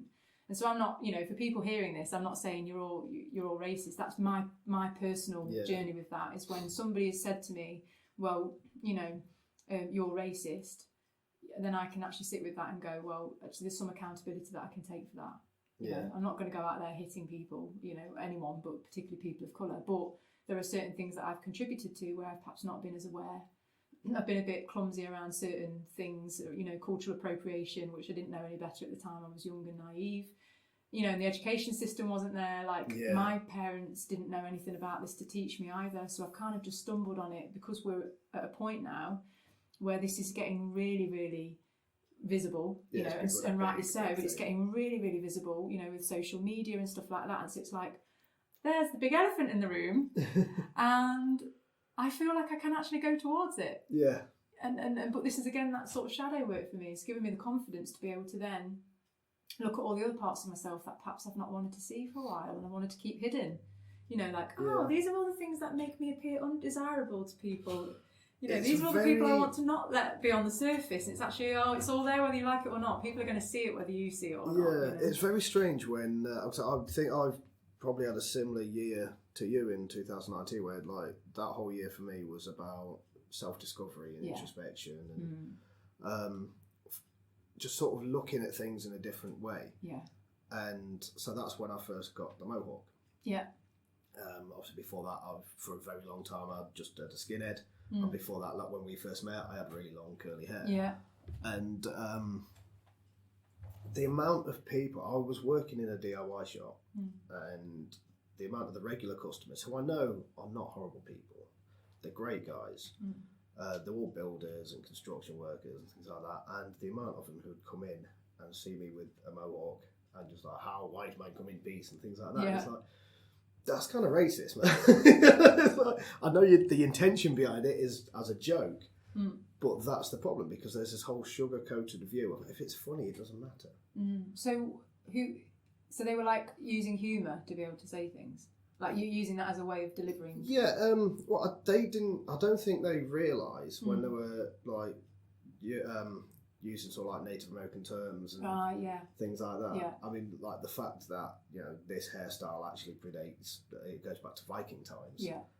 And it's Anglo-Saxon and things like that, not just to Native America, but that's the first thing they went to. Yeah. And the amount of people who called me like, oh, it's the last of the Mohicans and all this. And it's amazing people have that awareness though as well, because like I guess this is where this like naivety for me has come in. It's like that light bulb's gone on now, where I can start to see certain things a particular way, and it's that what I use that term, that rabbit hole, is because you get into a really kind of like spot of, well, where did things originate? What it really is cultural. You know, you start to kind of question it as you're moving along, to sort of be like, well, you know, I got to this point. This is really bad. I got to this point like through the last year, which was a real difficult, challenging year. So I was sitting with all of this stuff, you know, this deep, like big topic stuff, and I was just like, well, I just may as well just not exist, you know, because like that's you know, it's that on top of the climate change as well as all the structural oppressions and I was just like, the world is fucked. The world is fucked. Like what are we doing? You know, and I was really despairing at the time. Like I was just like in this pit of there's no hope. You know, that was just really heavy stuff, and I didn't feel like I could talk to anybody about it. And so I got myself into this deep pit of just despair. And I was just like, we're all hypocrites. You know, there's no purest way to be. We're all hypocrites. And, you know, if we want to get purist about it, then we should just get a mass cult suicide on the go, because that's the only way we're going to solve the problem. And I really needed... Let's go all Jonestown on this. You know, like part of me was just like, well, the fact I exist is a problem. You know, I am using resources more than I can regenerate because I exist. Yeah. So if I go from that benchmark, then I have a much more humble view on life, and I can just let go of being perfect.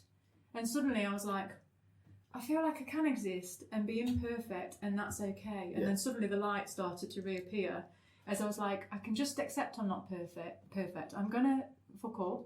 I'm gonna not listen to the woman of colour who's telling me that I'm being racist, and because my ego gets in the way first, but I can repair that afterwards. Yeah. And I can say, I'm sorry I didn't listen properly, my ego was, you know, white fragility and all that, and I can try and repair that. Or I can like wear something that's like culturally appropriate. Somebody will point it out and I can be like, shit, I didn't know, now I've learned about it. And suddenly I was like, okay, I feel like I can do this, because I'm not having to be perfect straight away, because I just don't know everything. And I wouldn't have even thought about mohawks. Yeah. It wouldn't have crossed my mind. I've just come in here and I'm like, oh, Andy's got a mohawk. Cool. And my instant thought is, it's punk, it's history, and that's as far as I go. My wallpaper on my laptop is the cover of An Outcome of the Wolves by Rancid. Yeah, they're one of my favourite bands. Like for me, it was more sort of my punk mentality and my love of the music, which is why I originally wanted to grow the mohawk. But then when people started saying all that sort of stuff, because the Mohawk tribe, the Mohican tribe, they were actually a real thing. Yeah. But the name of the hairstyle actually does not come from that. But that's what people link. Yeah. I mean, when I'm stood there and there's like the whitest guy you can imagine stood there coming up to the counter saying, "How white man come in peace?" And I was like, that made me feel uneasy. And if anything, like we can, like the Barley family we can trace ourselves back to Anglo-Saxon times to the Barley clan up in Yorkshire. Yeah. Which Barley just means wild boar in Saxon. Yeah. And knowing what I know about history and about that time, most of them had haircuts like this. Yeah, it's just That's the problem with history. It all muddles up. We're just a soup of chaos, aren't we? We're just a soup of chaos, exactly, really. yeah. You know, and I think everyone's trying to cling on to something. And one thing I've learned, you know, along the way is like, particularly with things like cultural appropriation, you know, is that I've had this general feel, and you know, I'd be interested to get your view and anybody else's view on it. Really, it's like I feel like for me, who identifies as a white person, you know, kind of very sort of white working class, I feel a bit lost in terms of my identity. Like, what is the white British identity? Yeah. I feel like it's been, and this isn't like that's white tears or you know, that's very interesting hearing somebody so liberal saying that. Yeah, but has it just? And this is again the you know, but I'm coming from I suppose a spiritual aspect with the cultural, because it's cultural appropriation, spiritual bypassing is rife. You know, like it's rife. You have to navigate a shit sea, or like constantly. You're just like, oh shit. I just spiritually bypassed there, and I just culturally appropriated there. And it's like, oh my god, I'm a white person trying to navigate this, and it's awful. You know, you're having to question everything, like, should I be burning sage? Yeah. Is that exploiting somebody there, and where did it come from? And I just, you know, oh my god, the mind boggles, you know. And I'm doing it, I'm having to go because I want to try and do my best, and I don't want to ignore these things, but it is this chaotic soup of just mess. Like I just get so confused by it. And then I think to myself, but I feel like I haven't ever connected with my heritage. Yeah. You talk about your ancestry there, really, like, you know, you've done it. And I think to myself, I haven't done that. Like, where have I come from? What is my heritage? What is my culture? What is my identity? You know, what is the white British identity? And then, you know, I get into like I hear about Wiccan and paganism, and the witchy kind of stuff really fits with me. And I'm like, yeah, and the you know, the earth, working with the earth, and I'm like, well, is that more like what my thing is? And I think that's why it's been really easy for a lot of white people to just go, oh, just take that from over there. I'll just take that from over there, because we're some of us are a bit lost. We're just a bit lost, and I don't know how that's happened. You know, and I've gone and seen some spiritual teachers, white spiritual teachers, talk about how it's been battered out of us through our, you know, society, as we've got this neoliberal capitalist society that doesn't want us to be connected to all of these things, because we want to buy that TV to know that we mean something in the world. Of course. We need to buy that car to know that we've succeeded in life. You know, we've got to go out to that Michelin star restaurant to really know that we, you know, exist, and all of this kind of stuff. And it's like, shit, I can see why people want to relate more to those people that live more simple, truer lives, where they're engaged with their hearts, they're engaged with nature, they're you know, and I guess that's the intention there. Might have been innocent at some point, but then there will always be those that want to commodify and profit and exploit, and that's, you know, a very fine balance, I guess. So yeah, I've not got the answer, but it's given me some food for thought. Like, what is my identity? I have no idea. One thing that, I mean, when it comes to individual rather than as a race or as a species or whatever, one thing that I've come to the conclusion of is your identity is whatever you need it to be at that time. That's it. Like before we started recording, we was having a conversation about me and Satanism. Yeah. And about labels and how I could, I could say that I'm a structured atheist who practices the psychological theory of self-affirmation. Yeah. Or I can say I'm a Satanist who does chaos magic. Yeah. It's, you know, it's the same thing. It's exactly the same thing. It's just different ways of saying it. Yeah. To some people, I'll probably say, yeah, no, there's this psychological theory that I'm really into. Yeah. Or like, play it down for their palate.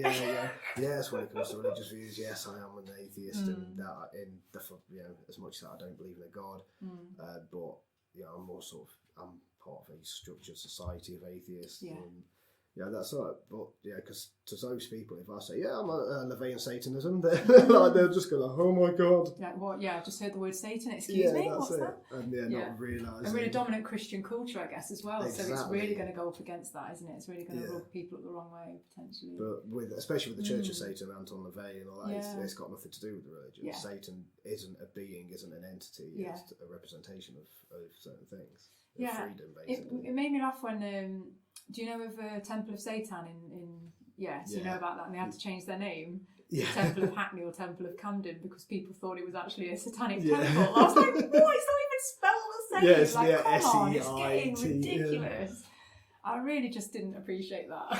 Temple of Satan sounds amazing. Like, keep your name. Yeah, definitely. Yeah, like people actually were challenged by that, and I'm just like, it's an edge for me. Yeah, to try and be compassionate. I think with that, so in America, you've got the Temple of Satan in America, who they're Satanists in a political view. They've got a political approach, and they're basically challenging Christian privilege, right, and the separation of church and state in America. Well, that sounds good. So basically, one of the things that I really like that they did. So a lot of law buildings and courtrooms, courthouses in America have got the statue of the Ten Commandments outside. Yeah, they are going into all these cities, and they are saying, well, if you've got the Christian iconography of the Ten Commandments outside a building that has nothing to do with religion, then we want a statue of Baphomet next to them. Nice. I bet that's caused quite a commotion. So for me personally, like they are classed as a religion, but for me personally, they're not Satanists. Yeah. They use that, and this goes back to the rebel thing. Yeah. They use the idea of Satan because he was the original rebel. Yes. And the eternal rebel. Yeah. So and they just use it as an idea, as an ideology. Yeah. Where there's also theistic Satanism, which is Satan as an entity, a supernatural entity that you use ceremonial magic, the left-hand path, to contact. Oh my gosh, this is just another world for me. Like, wow, I considered myself like spiritual, but I'm like, I really need to do some homework. Like, I could tell you so much. I think we need occult. a separate conversation on that. I could teach you so much about the occult. Definitely, like, it's just like my spidey sense is like, oh, I want to know more about this.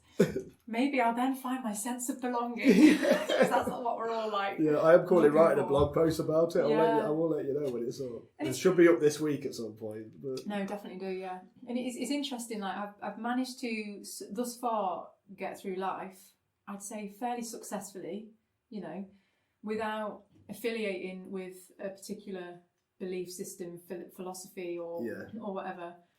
I actually think that's pretty courageous. Yeah, definitely. So I've not been able to do that. I've been able to resist that thus far. So I don't actually have a dominant way of. I mean, I use the word spiritual, but what does that even really mean? Yeah. It's kind of like, well, I have some sense of resonance with the fact that I feel that there is some synchronicity. I don't believe in coincidence, so I do believe that there is some synchronicity, like happens, like how sometimes things just happen, and I'm like, that was just too orchestrated to believe that there wasn't something going on there, and it's not like a god. I know some people use God not just in a white man with a beard sort of way, but use God in the I am God, we are God, and all of that, and that kind of like I could dig that for a little bit. None of the religions really kind of dig me. I don't dig them because like I don't believe in hierarchy. Yeah. Like I don't believe in worshipping. I don't believe in any of that. Like I don't even Buddhism. Like it's still a religion. You're still putting someone on a pedestal. I'm like, who is that guy? By the way, that guy, as a woman who's dealing with patriarchy right now, who is that man to tell me to and it's all peace and light, but completely spiritually bypassing the fact that sometimes we just focus on the love and light. We're totally avoiding all of this dark shit that needs attention and love as well. And this bit about I haven't found something that's fully brought together the light and dark, and I need both because that's how I see the world now. Chaos magic. Okay, tell me more. I'm ready. Exactly what you're talking about. Okay. So, brief explanation. When it comes to the occult magic, traditional and ceremonial magic, magic is the destination. Okay. And there's two paths: Mm-hmm. the right-hand path and the left-hand path. Okay. The right-hand path is what's considered white magic. The left-hand path is considered black magic. Oh, okay. According, fiction has taught us Mm-hmm. that one's good, one's evil. Yeah. That's not the case. There's Yeah. just two different ways of doing the same thing. Great. Okay, I like that approach already. It's great. And so, with traditional magic, ceremonial magic, you are either right or you're left. Mm-hmm. Right-hand path is more Wicca. Yeah. Druids, paganism, that sort of thing. And the left-hand path is more Satanism. Is there a middle path? I like that one. We'll get there. We Okay, will get sorry, there. I'm We just will really, get there. I'm really eager. Like, come on, tell me I fit somewhere. Ceremonial magic means that you need to do these massive ceremonies and rituals. You need all people around you, and you need certain things, and you need like a 9-foot pentagram that you have to stand in, Okay, and like no, I an can't bother with any altar of and a that. sword, and there's all this stuff. Mm-hmm. Chaos magic does not believe that magic is a destination. Oh, okay. All right, magic is something that you use when you need it. It's an energy that's around us. Yeah. White magic, they use terms like gods, angels, spirits. Black magic use terms like demons, jinn, devils. It's all the same thing. Okay. It's all the same thing. What Wiccans will refer to as spirits, and Satanists would use as demons. Chaos magicians say energy. Oh, I already like the language that's happening right now. Instead of you're either left or you're right, you use both. Yeah. And you go all around, and you go back, you go up to magic, then you come back again. And I've got, let me see. So it's not a linear process either, is it? There's no beginning and destination. It's like non-linear, which is how I have perceived life to be. It is just I call chaos soup. This is my way of describing my existence. Is a soup of chaos. That's it. Let me find. I have actually got this little thing. If I can find out where the hell I've saved it, I can't remember. I'll show you later. Yeah, I'm really enjoying this. Okay. But yeah, so this and it's a big thing. So normally when I talk about this, people sort of glass out and say, "You believe in magic?" And it's like, but it's psychological. This goes back to what I was saying about it's self-affirmation through ritual. Yeah. One of the easiest things that you can do is called sigilizing. And this is a chaos magic ritual. So basically you start with an intent and you write it down on a piece of paper, and when you write it down, the first thing you do is you cross out all of the vowels, and you're just left with a string of consonants. And then you cross out all the repeating consonants, and you've just got a string of letters, and then you put them together to make a little glyph, which is called a sigil, which I can show you a photo of one that I've made for my blog post as an example. So that's a sigil. Oh wow, cool. And that's I can see obviously there's letters in there that you've made that, So that is, and this will be on the blog post that's going to be up at some point this week. Or next week, depending when I finish it. But so then you have to charge it with energy.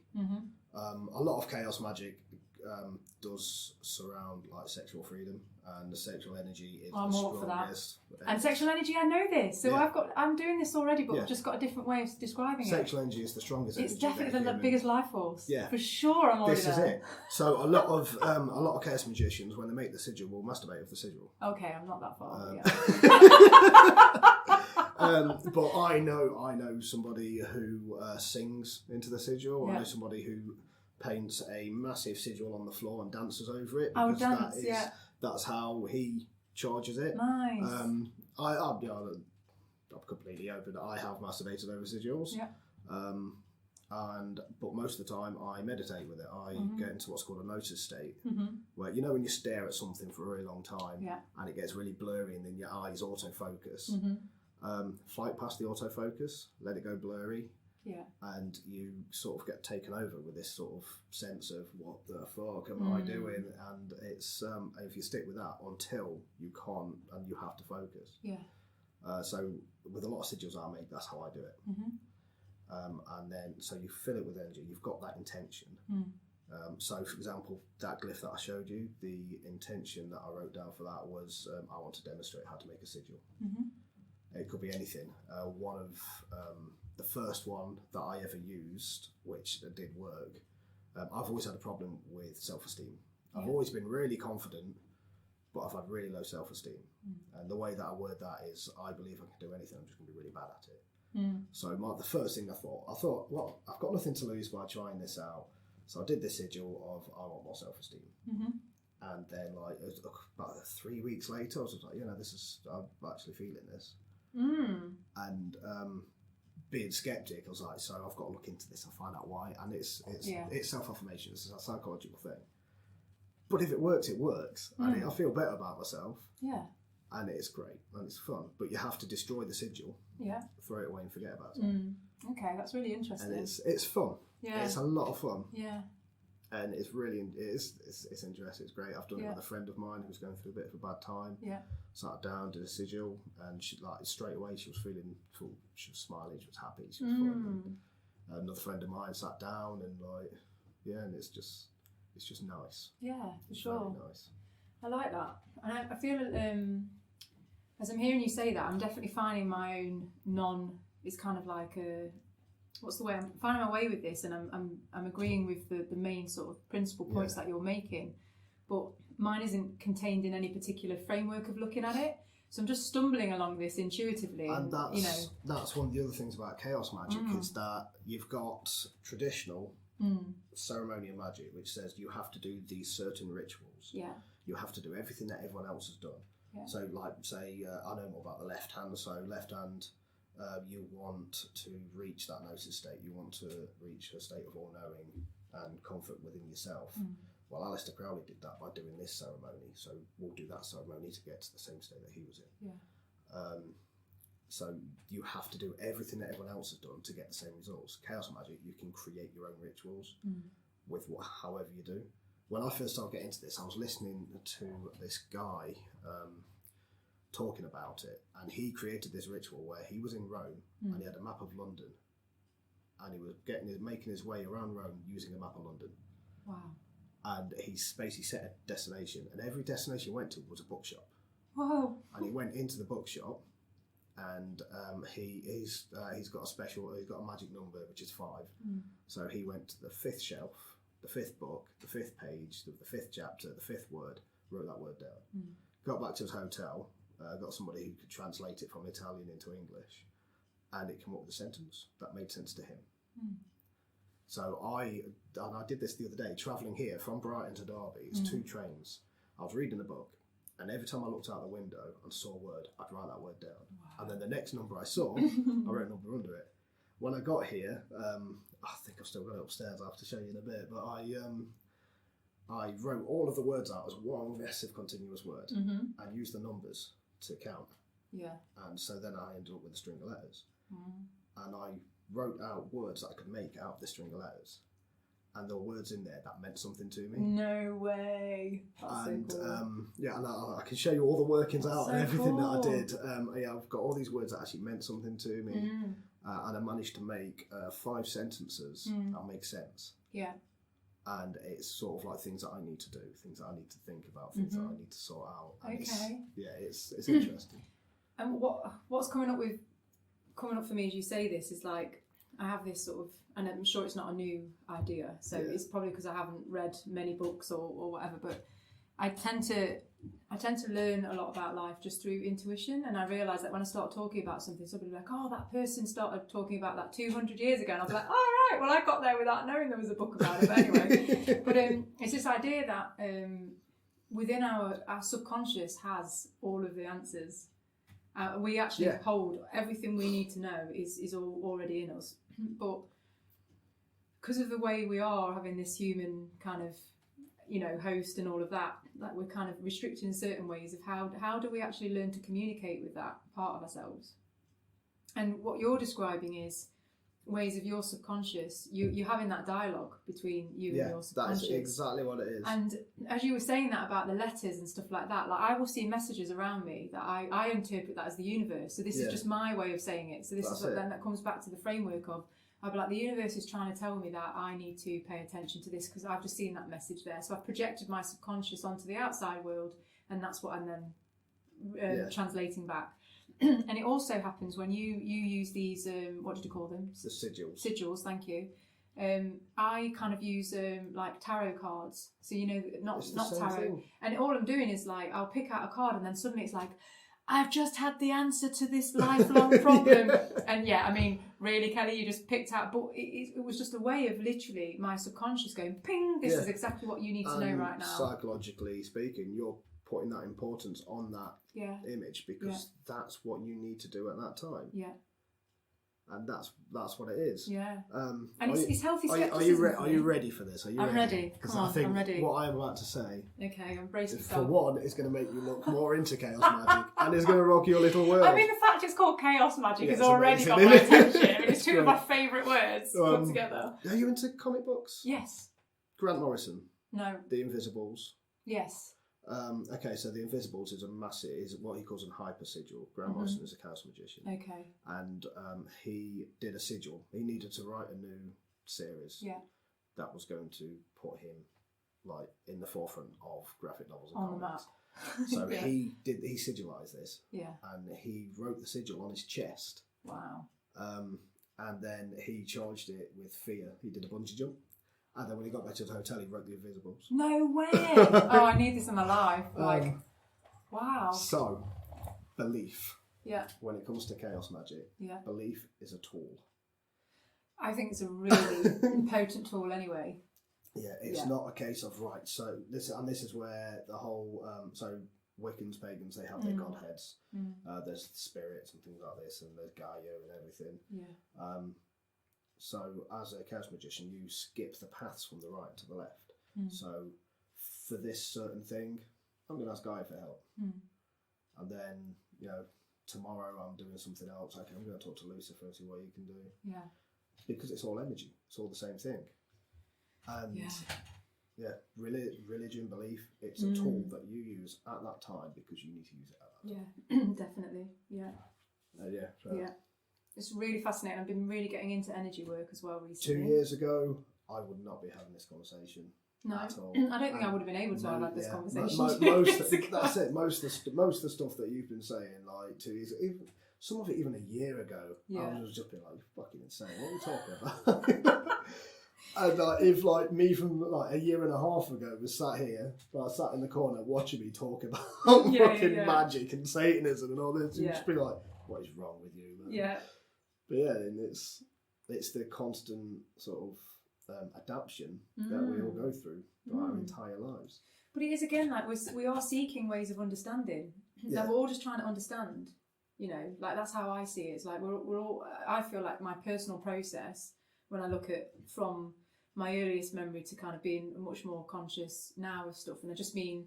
With the conscious, I just feel like I'm just more aware of things now. Like I wasn't. It just feels like it's an ongoing process of, you know, I had this moment where I was woken up out of the matrix, and then I forever played this dance of why didn't I take the blue pill, which seems to be a cycle that I just go through. It's like, you asked for this, Kelly, you wanted to have this awareness, and now you're trying to retreat back. And I'm like, but ignorance is bliss. But I can't go back. And actually, really do I want to? So I'm always in this kind of like, you know, I wish I didn't know as much as I know. I wish the light bulb hadn't gone on, and I now see how ghastly the world is. But you know, sometimes it's lovely too.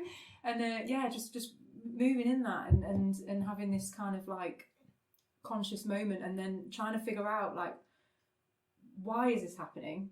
Like, you know, what is the point of it? You know, how can I understand myself and how the world works given what I know about it now? And so the last kind of year has really been just trying to figure out what is going on.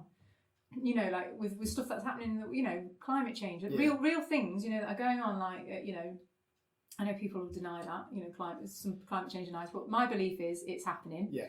And you know, the stuff like with the stuff that's going on with Trump, you know, Putin, like Boris Johnson, all of that kind of stuff, and the sort of theories around Cambridge Analytica and the Russians, and you know, and then I'm knowing about like all of this other stuff that's happening over here, and I'm just one person just trying to, you know, live. Yeah. You know, just survive. Just trying to live.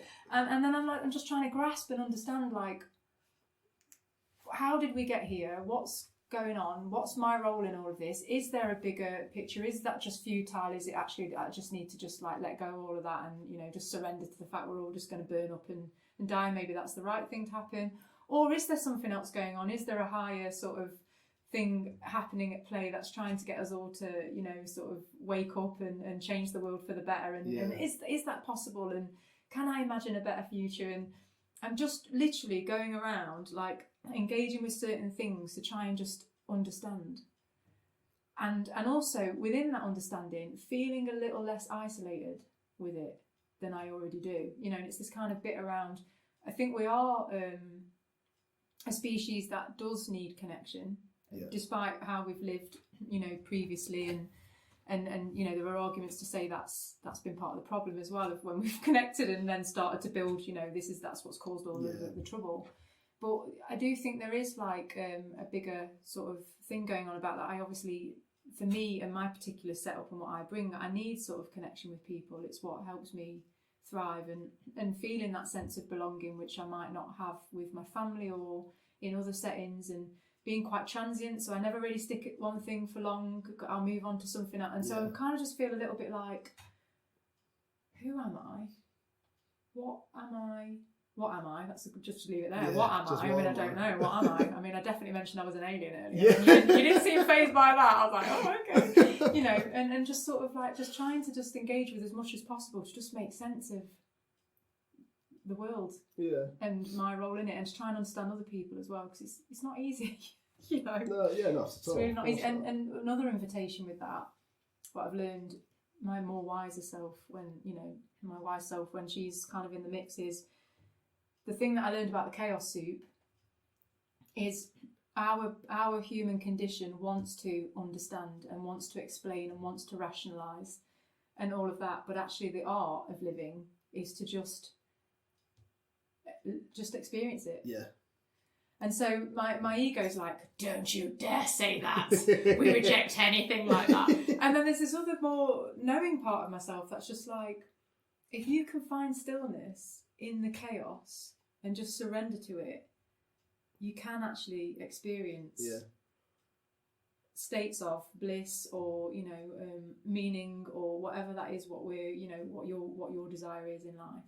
And still be in it, but be aware, not to bypass it or avoid it either. I can still be aware of all of this stuff that's going on, and then if I just try and not understand it and use that energy to just be with it, then I can start to do things. And that was one of the changing points, and that's when Derby Rebel Project started. Right. Because at that point I was able to sort of find a stillness in wanting to figure all of this out and diving into this and diving into that and trying to be like, oh, I can't make sense of anything, to just, okay, just got to take a breath. And then I was like, I'm just going to have a break from trying to figure everything out and trying to understand humanity. It's not going to happen. I'm just going to let that go. And I was like, oh, maybe I'll just go and start this group and do this, and maybe I'll start doing that. And it's worked for me. That's I don't know. It's kind really worked. That's kind of similar to my approach with Flyby Pants. Mm, with everything that I'm doing with that, with the blog, the YouTube channel, with everything that I'm working with Flow. Yeah. Having a podcast is something that I've wanted to do for a very long time, even when we first met, which was 10 years ago. A long time, yeah. And I know it was 10 years ago because that was just when my divorce was happening. Jolly, yeah. I've been logged into that memory reframe. That was when we'd just separated. Yeah. And I remember the very first day we met as well. Oh, when was that? Remind me. My memory's crap, by the way. Well, it was within an hour of meeting, we were sat next to each other in a ball pit. Oh, yes, I remember. And that was, I'd had such a terrible time up until that. And that was the first time that I'd actually enjoyed a day. Oh, wicked. So that's why that memory sticks out. Yeah, that's lovely. But what was I saying? You were talking about, so I was mentioning about Stillness in the Chaos, Derby Rebel Projects, and then you said that's what inspired yours. Even back then, I wanted to start a podcast. Yeah. And I never got around to it. And now I have two. Yeah. And it was always my depression that was stopping me, and it was always my low self-esteem that was stopping me. Yeah. And then I just sort of I stopped listening to myself and just went for it. And myself and Flo McKay have this little thing that we say to each other, which is thinking is overrated. Oh, it's so overrated, isn't it? And I say this to my friends all the time. Yeah. And it's like, people overthink things. And people think too much. And again, coming back to this, it's just a different language for me, but we overprivilege thinking, but actually I'm a feeler. So, you know, when I talked about like being the body, I'm a feeler. So if I actually turn the brain off for a little bit, which is where, you know, meditation can be useful, but actually it's where dancing really helps me. Dancing's more a meditative practice for me than it is to meditate, to sit, or, you know, I find that movement actually allows me to create quietness in my mind because I'm so in my body that I can actually just feel. And that's how I process. And it's been quite a journey discovering that, because I was like, I can't be a dancer, you know. I'm a big lanky bird who's like, you know, got a sore back because my posture's crap. And I mean, it's better now because I've been working on it. But I was just like, I mean, I'm so inflexible. There's just no way. But I just found a way of dancing that just really works. And, you know, I love this idea of cultivating energy for people. So for me, dance is my go-to. That's my thing. And the rebel in me was like, okay, so the world tells you can't be a dancer, Kelly, because of your particular, you know, body shape and inflexibility and all of that. So let's become a dancer because, you know, fuck that. Yeah, exactly. So I just did it. I had quite a similar conversation with a friend of mine who he's a musician. And this conversation was a while ago now. He just released, his name is Miles Ward. A great musician. He just released, or he's just about to release his album. Yeah. And he's always looking at perfecting and getting better at being at music. And he went to a vocal coach, and he took his album. So I listened to that. Tell me what you think. And this vocal coach said, "No, it's terrible. It's all wrong. You're doing it. You've got to come to me now. This is wrong. Don't release it." They're just trying to make money. He felt really bad. Well, no, this is my thing. I mean, I don't really get on with sort of academic music types. No. Because when you listen to his music, and like, he has not got a beautiful singing voice, but it works for what he's doing. Yeah. And it sounds amazing. It sounds great. And it's like fantastic. Kate Bush and you know, the Sex Pistols. Yeah. Part of their charm was the fact that, you know, they weren't totally perfect ballad singers or, you know, instrument players. Exactly. And we'll go back to Rancid, Tim Armstrong. Yeah, there you go. Prime example. Yeah, the guy's got a lisp. Radiohead. Imagine that. I used to always have this fantasy of Tom York going on X Factor and just, you know, like assuming that nobody on X Factor would know who Tom York was. That was my assumption, but going on there and doing this really like, you know, weird, awkward song and then just being like, no, and him being like, well, actually, I'm the lead singer of Radiohead. I don't need, you know, and just being like, well, that just knocks it on its head. You know, that's not the best way to always be, and it's boring. Yeah. But, I mean, the common way of singing is just, it doesn't entertain me at all. I have no connection to it. It's often like a bit of a, with the exception of Bright Eyes, can't get on with that. Really? It's just too forced for me. That just really grates on me. And I realised that vocalists are so important. If I don't get on with the vocalist, I just cannot. Even if the music's good, it's just done. I can't deal with it. And that's why, I just can't deal with it. When it comes to Guns N' Roses. I love the music, but I hate Axl Rose's voice. Yeah, it's not for me. When Velvet Revolver came around, it's basically Guns N' Roses with a better singer. Yeah. And I really like Velvet Revolver. Yeah. Do you remember the band Wedding Present? I always remember somebody getting me the CD back when CDs were like, you know, cool. And getting me the CD of the Wedding Present. I was like, oh, cheers, yeah, I'll try it. You know, it's like open to like listening to new music. And I was like, I quite enjoyed I mean, it's a bit kind of middle, but I kind of enjoyed the music stuff. But the singer, I was just like, no, never playing that again. And but then I was spoiled really, because like my introduction to music was Deftones. So it's kind of like when you kind of start with like the amazing like lovely sensual lyrics and voice of Chino Moreno, you kind of like spoil. I'm not a big fan of his voice. I love his voice. Oh my gosh. I have been known to refer to him as the human recorder, you know, like the breathy noise. I just love breathy noise. What can I say? It really works for me, you know. Yeah, no, I mean, Deftones are fantastic. I've gone through phases with Deftones. When I first heard them, Mayan Summer was the first. My gosh, it's such first an epic track. And it was amazing, absolutely incredible. Brilliant. And I sort of gone in and out with them. I've like fall out with them, and then I'm like, no, I'll hear a song. It happened again recently. I was watching a film. I can't remember what it was now. And then Changing the House of Flies came on. I was just sat there. What a tune! And it's timeless for me. Yeah. I mean, I started listening to Deftones when I was like 13. I was at secondary school, like 13. I think it was Adrenaline was the I picked up My Own Summer, which then got me into Adrenaline, which I think was their album then, and then White Pony was out. And I remember just like listening, this band just completely sort of took me into another dimension, like for sure. And before that, I'd listened to like Blink-182, like Offspring, you know, it was all kind of like fairly popular, kind of like sort of teenage girl on the bus sort of stuff. And then I just got into them, and it just opened a whole other world for me. And I was just like, especially changing the House of Flies, I could just lose myself in that. Yeah. And I just found myself like lying, like having some sort of, I mean, looking back then, like, you know, I could have been sort of reminiscent of just being high on drugs or something, but I wasn't taking anything at the time. I was just like having this total like spiritual moment with some of their songs. Yeah, everything about that particular song just works. It kind of works against each other and with each other. Looking at it as a muso idiot kind of like music nerd way, technically that song shouldn't work. Yeah. Because like the bass line goes against the drums and like the rhythm and the melodies don't go, but it's just fucking perfect. It's just and so amazing. So and good. that's why where I really got into James Blake, because first time I heard a James Blake song, it gave me the same feeling that I got from listening to Change for the first time. Cool, I might check him out then. I don't think I know James Blake. He's very good. Yeah. Very, so is he a solo? Yeah. Okay, cool. I'll definitely check that out.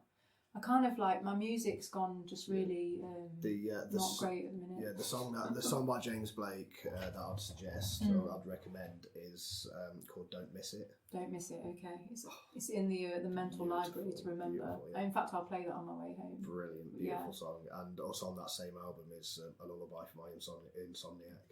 Which is a great song as well. I do find that music can take me to places that I can't get in any other way. Yeah. Music just it's got something, I don't know, there's something about me. Maybe it's this chaos magic now. There's something quite magical about music and certain resonances with certain frequencies of tones, or particularly this is why I've got this sort of thing with the voice, you know, it's like that frequency of being able to just go straight in my heart, and I'm like, whoa, I could just hear something. And there's some similarities over the years with stuff that I've found that I've had favourite songs that just stay with me forever. And it's that thing where I like might fantasise about my funeral and be like, what songs am I going to play at my funeral? Like, I've got to pick my top 3. And I'm like, oh, I don't know which ones are going to make the top 3, and they probably wouldn't play them anyway. It's like, you know. Yeah. Well, I have actually done straight, that. But yeah. I have actually done. When I got diagnosed with the brain thing, it's like something that I had to look into. Yeah.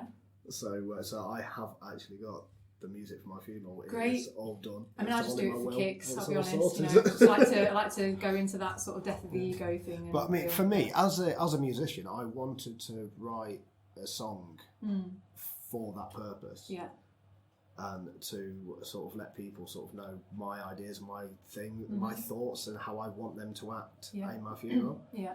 And I was trying to write this down, and I couldn't at all. And one of my favourite bands, who's always been and always will be one of my favourite bands, is Eels. Oh, really? I love them, okay. and I was listening to them on Spotify. Just put everything on, and a song called "Skywriting" came on. Are you familiar with it? No. And it's I know Eels, but I never really got into it. It's the same idea. It's basically about the song is a message from somebody who just died to the mourners at his funeral. And it's exactly what I wanted to write down. Yeah. So I was like, okay, so I'll just put that in there instead. That'll work. It's meant to be. And it's a beautiful song. Oh, really nice idea. Okay. Really, really nice. Yeah. And I think it just has a way of holding memories. Like there's certain songs I can't listen to, even though I love them. It's just like, no, I'm not ready to go back there yet. Because they just hold a certain sort of quality about the memory that they have. And I think smells can do that, but I'm not as... Smells are sort of, you know, here and there, but a song, I can hear it and it can catch me off guard, and I can literally time travel back. Yeah, it's like, definitely. like what just happened? You know? A song of mine that was one of my favourites throughout my teenage years that I can't listen to anymore because it reminds me of an argument that I had with my ex-wife because it was on in the background at the time. And every time I hear the riff, I'm like, I love this. Oh no. And then all of a sudden, I just like see her face. It's not going to enjoy that again. No. But and music is definitely a connection. I think like with the idea of connecting to your subconscious and talking to that spiritual self at your core, music is definitely a way. It's a way in for sure. Definitely. When you look at Culture's Gone, who they use that as a part of their identity of connecting with their spiritual self. Yeah. Music was always there. You look at Voodoo, which Voodoo, again, fiction, that the fictional portrayal of voodoo is it's evil, it's bad, it's nasty, it's left-hand path practice. And they use music to get into that trance that you need to perform these things, and they use drums, harmonicas, things like that, and reed instruments. So music is definitely a connection. Really powerful, because I mean, it's depending on your viewpoint, and not everyone's kind of this, but I've been learning a lot about like vibrations, and going back to the energy thing, like when we come to it, we are all energy, sort of formations of atoms and all of that kind of stuff, and we're all vibrating. Like that's how we keep and it's even science kind of would support that to a certain extent. But if you get into the sort of the bit of like we're all vibrating in terms of laws of attraction or things like that, and there's certain vibrations or frequencies that will come through from certain notes. Like I definitely, there's certain notes, if they're played, I'm just like, okay, it's like snake charming. I'm like, okay, I'm listening. And my attention's there. Or it could be, might be the attraction to the voice thing. There's a certain voice that might just really kind of just go, okay, I'm listening, and maybe there's some resonance with where I'm vibrating at, or where I'm kind of like coming at. That's sort of there's a draw there rather than a repel, because there's certain noises or certain vibrations that I just cannot be around, and certain energies that I can detect now as well. I've realised, like getting into energy work is it opens a whole other level, because you suddenly see things more than, it's not just your eyes anymore.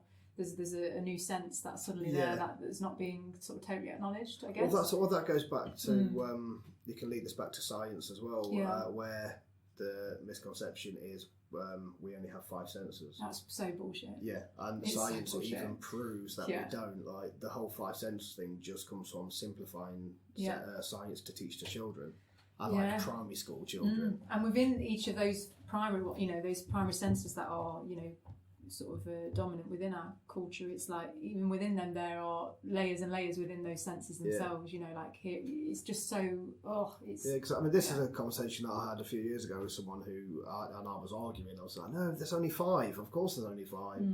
And this guy just said, when you're walking down the street at night, you've got your headphones in, you're not really paying attention, somebody's behind you. Yeah. Well, that's number 6. I was like, wasn't number 6? Number 6 I see dead people? Yeah. That's it. Yeah, the ghost of Bruce Willis. Bruce Willis is behind me. What's going on? That's the 6th sense. Yeah, there he is. I mean, that would be a bit odd if Bruce Willis was just stalking you on your walk home. But I definitely sensed it. It depends on his intention. If he's got an innocent intention, he just wants to get to know me, then maybe. Otherwise, no. Thanks, Bruce Willis. I don't get fazed by famous people. I don't get, because of this I don't like this. I don't even like that. Know?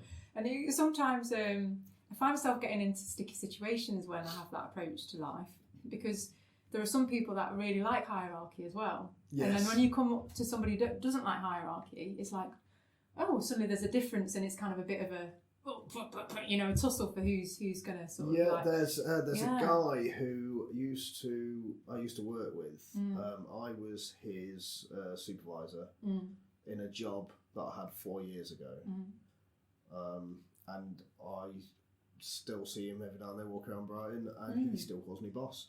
Really? Yeah, still calls me boss. There's him and another one. They've actually, I saw them in a pub or having a drink, and they actually called me supervisor for life, which is quite touching. That's quite nice. It's also a little bit odd. It's really strange, but he calls. He actually still calls me boss. Okay. And it's really strange. I've not been your boss since 2016. No, it's just there, isn't it? It's like an identity is formed, and that's it. But I find it fascinating with so this idea that we have, where the older you get, the wiser you are.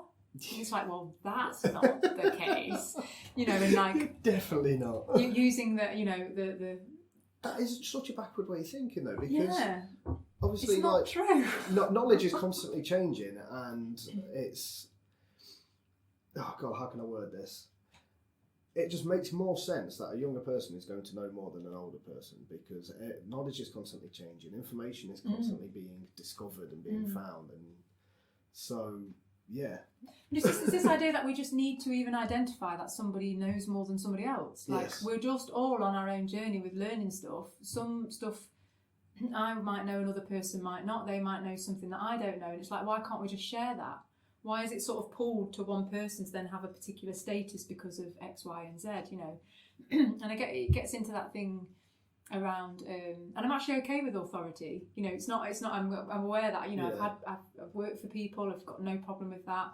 I think it's, for me, when I detect somebody's not totally in their integrity, that I kind of feel, I feel that sense of, well, I'm not okay with this. And it's when people are doing the God complex or Messiah complex or Saviour complex without knowing that's what they're doing. And I'm like, well, my bullshit detector's firing off left, right and centre, and I don't think you're acknowledging that you secretly have a desire for power, but are trying to play off that you want the power, but you want the power because that's what's coming through your actions. And it's all very, like, again, this is this shadow work that just gets, if people don't do it, it's always there that people can't see it and other people see it.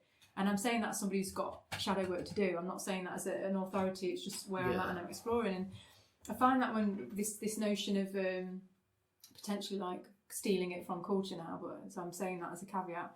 But the idea of elder in terms of community, you know, sort of, you know, and this idea that you've got certain people within a community that will be the people that go to for support and whatnot, and they're usually older people. I think it's very rare that you have somebody who's young that, you know, sort of takes on that position. And that the idea that, like, it's assumed that you just take that role when you reach a certain age. And it's like, I think that generally has to be earned. I think people have to say, yeah, that's okay. And it kind of represents politics a little bit, and we're coming full circle now. But this idea that there are certain people within politics that are assumed to have a certain knowledge or expertise or whatnot, but it's absolute crap, because what they're actually governing is not really relatable to what our day-to-day lives are. They're actually so unrelatable, it's ridiculous, you know. And so I just have this real kind of thing about putting people on pedestals when it's not legitimate. You know, it's like, I'm not sure I quite agree with that person being in that position of power. It goes back to what we said probably about like an hour and a half ago about the whole teaching versus telling. Oh yeah, thank you. It totally makes sense. Again, I think that's what it is. Like you have people in a certain position telling you, this is how you need to think. Because I've been doing this for years and I know. And then you've got somebody who is probably considered to be fringe, on the fringe side of whatever it is this thing is, saying, well, actually, maybe you should look at things this way. Yeah, and just offering different perspectives. Like we're all, and this is, I guess, that again comes back to the bit about facilitation. Is that everyone's an expert in their own circumstances. Yes. There's no one size fits all. You know, and so when we're starting to put these, you know, people on pedestals and starting to cultivate these hierarchies within our, and it happens even within friendship groups, you know, you've always got someone that assumes they're alpha. It's like, actually, I haven't consented to that. Yeah. Why are you alpha? Why have you just assumed that through the dynamics that you're going to step into that role? I find, you know, absolutely, the idea of alpha male, alpha female, I find really fascinating because it doesn't exist. It doesn't even exist in nature.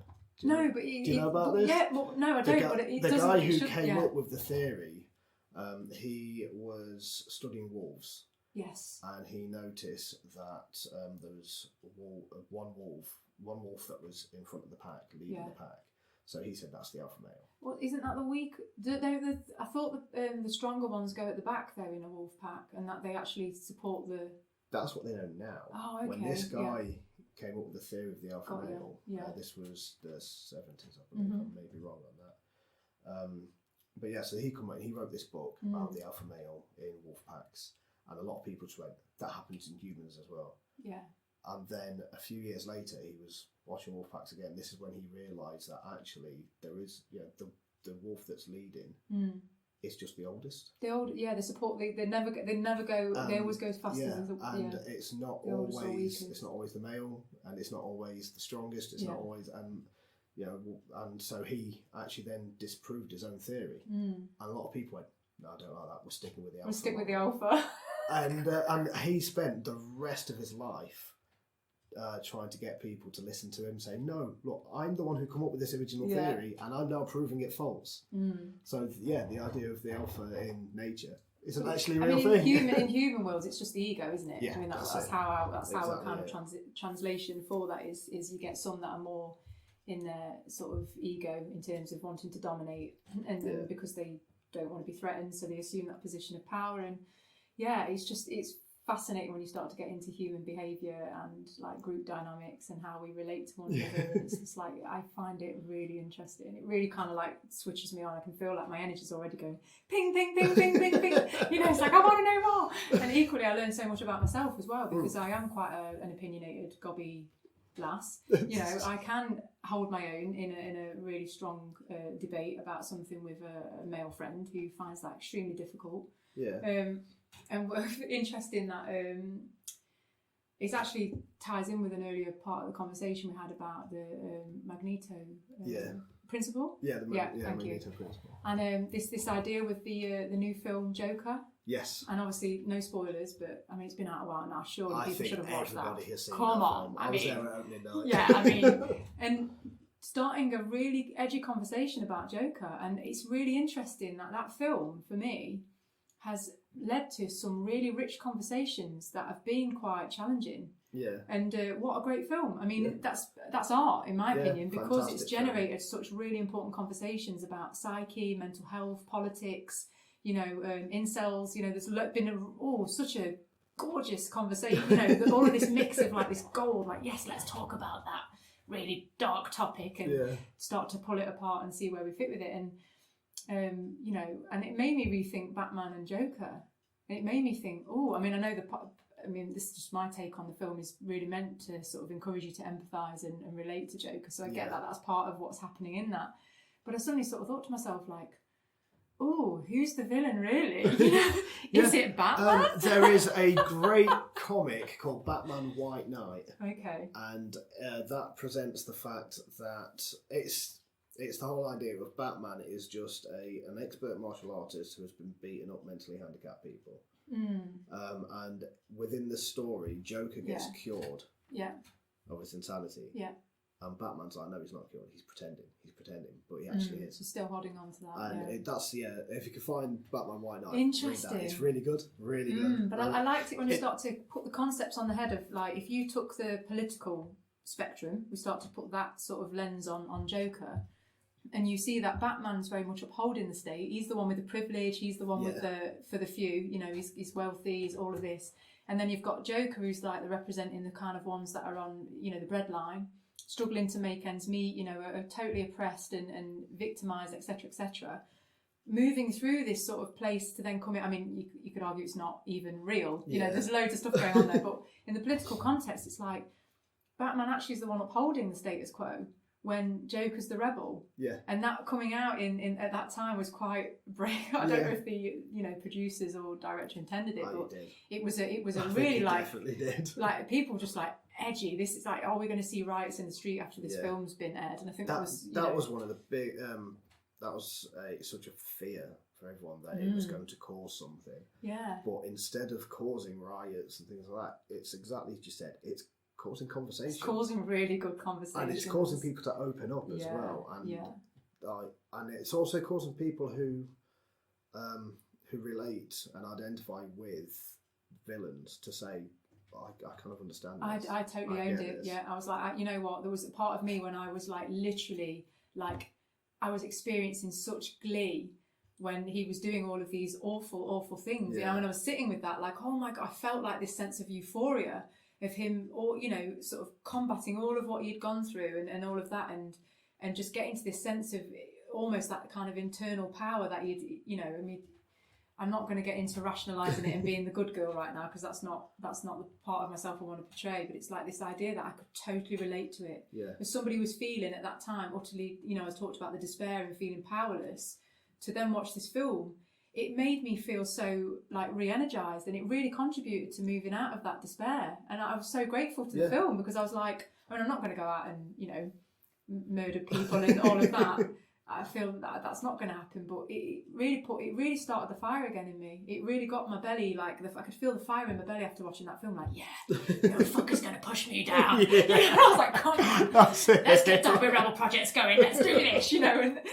And I found it like, I mean, some people had an entirely different view on that, and they found the film really distressing, and it really triggered them in lots of ways. And it was just like, that's what was so great about it, you know, is that people were having such a wealth of experience just from watching this one film. And I was just like, it's incredible. Yeah, and like the film is just so full of these little moments where you find yourself reacting in a certain way and then second guessing that reaction. Yeah.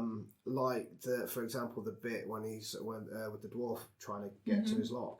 Everyone's laughing, but that laughter wasn't a belly laugh, and it didn't last for long. It was because dark. People suddenly realised, holy It's shit, so dark. like this guy. Yeah. Not only am I laughing at a disability, but I'm also laughing at somebody who's just witnessed his friend getting murdered, trying to escape, and he can't. I know. And he's so scared because he doesn't know what's about to happen. Yeah. And like, I think it was pretty much as a oh shit. Yeah. And I had a similar moment. Listening the scene where you first see him completely dressed up and he's dancing down the stairs. And like, I love that guitar riff. I'm sat there, this is amazing. And this is how I opened up my blog post that went live yesterday, which I don't know if you've seen the issue that I've had with that on Facebook. No, not yet. Oh God, Kelly, you're gonna love this. Okay. But yeah, I opened that up talking about this scene and how I'm sat there and tapping my foot and I'm like, yeah, this song, what is this song? It's great. It's Rock and Roll Part 2 by Gary Glitter. It's Gary Glitter. It's a Gary Glitter song. And I was just like, and I instantly felt bad. Yeah. And it's just this whole idea of like, and it's the same with Lost Prophets. And because this is what me and Tom spoke when he asked me, do I still listen to Lost Prophets? And this is what fueled this blog post from yesterday about art versus the artist. Yeah. And I was like, I haven't helped this guy commit these crimes. Yeah. Just from liking this one guitar riff in this song. Yeah. Yeah, and I did the first thing I heard. I actually thought it was Susie Sue to begin with, but I was like, no, it's actually Gary Glitter. I felt guilty for liking the song. But there was a deliberate choice made though by the people making that film, and I think for where I was at in my particular journey with this, I keep referring to this shadow sort of stuff, and for people, I kind of haven't really explained that, I guess, but for people who don't know that term, it's literally just the parts of ourselves that we want to keep locked away and that we don't want people to see, and that we've all got one. Every single one of us will have a shadow of parts of ourselves that we don't think are going to be lovable, or we don't think they are going to be popular, or they might actually mean that we're kind of told off or whatever.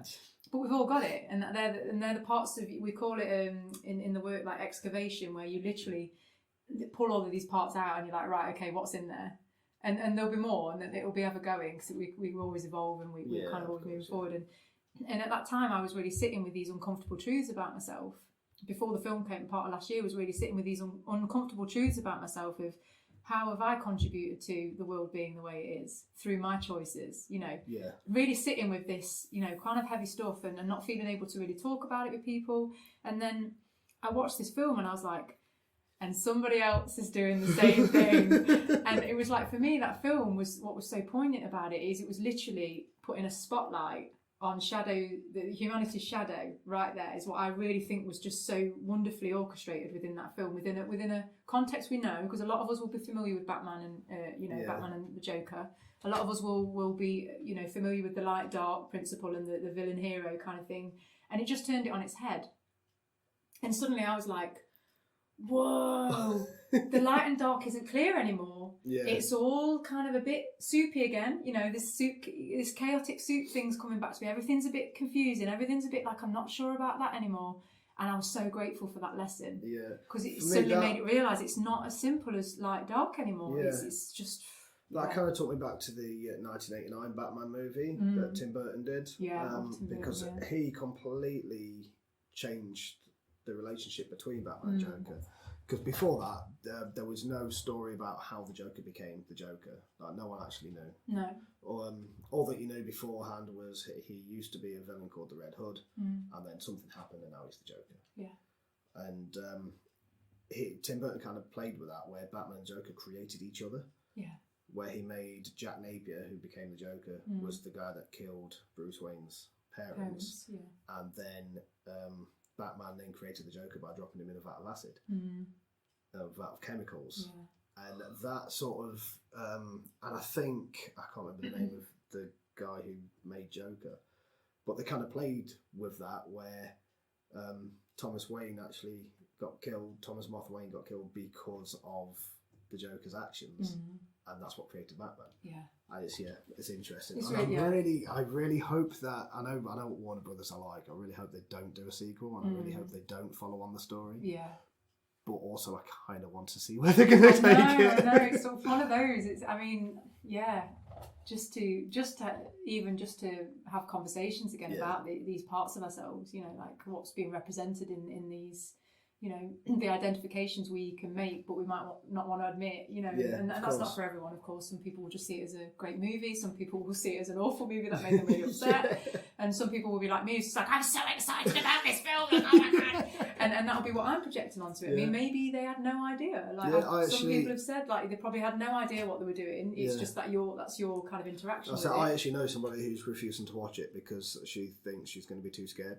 Yeah. And I mean, not scared of what's happening on the screen, but scared of how it's going to affect her. And then I would totally relate to that and empathise with that if I hadn't have already sat with my own shadow stuff prior to watching that film, because I think I would have been really disturbed at relating to somebody that was so violent and so, you know. But because I'd sat with that already and I'd kind of had some idea of what that felt like, I went into that film and ended up just really relishing in it instead and going the complete opposite end. There were certain parts that, especially of that character, that I definitely related to. One of this is going to make me sound really weird, but one of them was with his next door neighbour. Yeah. I do spend quite a lot of time within my own head. Yeah. When I meet people, or if I like on a date with someone, or if I'm attracted to someone, then I do tend to think about what would it be like to actually be with that person. Yeah, so you future trip, which a lot of us do. And, that's it. And like, what would it be like? I'm going to project 10 years into the future. Will we be married? Won't we? Yeah. Exactly. Like, even if it's just one night. It's just I tend to think, what would it be like? What kind of times would I have with this person? And that I tend to use that as a sort of, so is it worth pursuing this? And I kind of like with the whole thing when you find out that all the times that he spent with that girl, actually, spoilers, I should do this, but actually didn't happen. Well, we don't know, do we? I mean, well, no, because when he's sat in her apartment and she comes in. And she's really scared, and she says, "Your name's Arthur, isn't it?" Yeah. And I was sat there like, "Oh my God!" No, what I mean is, it starts to shine a light on what's real and what isn't. You know, when you talk about the power of the mind and stuff. You know, that was still a really real experience for him, even if it was, a hallucination or whatever. It's like, our dreams real? You know, so it starts to open up. Like, this is where I was going with that, and obviously that bit was really dark because we didn't close that chapter off, did they, with her? We don't know what happened. We don't know what happened. Because do we really want to identify with someone that then went on to kill her and, you know, that would have been a bit too much. I perhaps would have left the cinema in a totally different level of actually, that's gross. But it was like, they just left it at a level where it was palatable enough for people to just hold that. And that's what I thought was really clever about it. It didn't go too dark. Yeah. It was still really dark, but it didn't go too dark. I mean, I felt it at a level that I could actually tolerate. But then I can watch quite violent things, and for me, I'm not sensitive to that. Yeah, I do engage with really. I just watched John Wick 3 just for lols, you know. And it's like constant stream of violence, and I'm like, oh, this is great. But that's just the way I am. And I know there's some people out there that can't even engage in something that's remotely violent because it's too much for them, and that's cool. We're all different. But for me, I was just like, I can deal with this and actually still get some sense of suspending disbelief and knowing it's not real, but it also being quite anchored in the real world as well to sort of give me enough to really kind of get excited about it. Yeah, it's very smart. Or very stupid, I don't know, but I enjoyed it. It was a great film. Yeah. Such a good film. Oh, yeah. We've covered a lot of ground. We have, yeah. Word. Well, we're at 2.5 hours. I think we're going to have to do another one because there's so much more I've got. Like, I want to talk about so many more things. I usually cap it at 2 hours. Sorry, everyone. No, we can carry on. I might have to stop. I'll have a break to make another coffee. No, I definitely need a break. No, I feel that's a good way to sort of round up everything. And definitely, I've got way more I could say. But I can talk for hours, so... That's fine. If anybody wants to book me for any more podcasts, just let me know. So I really like chatting about stuff. No, thanks. It's been ace. It's been an absolute pleasure. And we have spoke about a lot. Yeah. And I will get you back. And I did mention my plan for October. Yeah, so great. I don't want to go into too much about that just yet, but I'll get in touch with about that. Yeah, bro. Cool. Thanks for having me. I'm really grateful. Thanks for everyone listening. Thanks.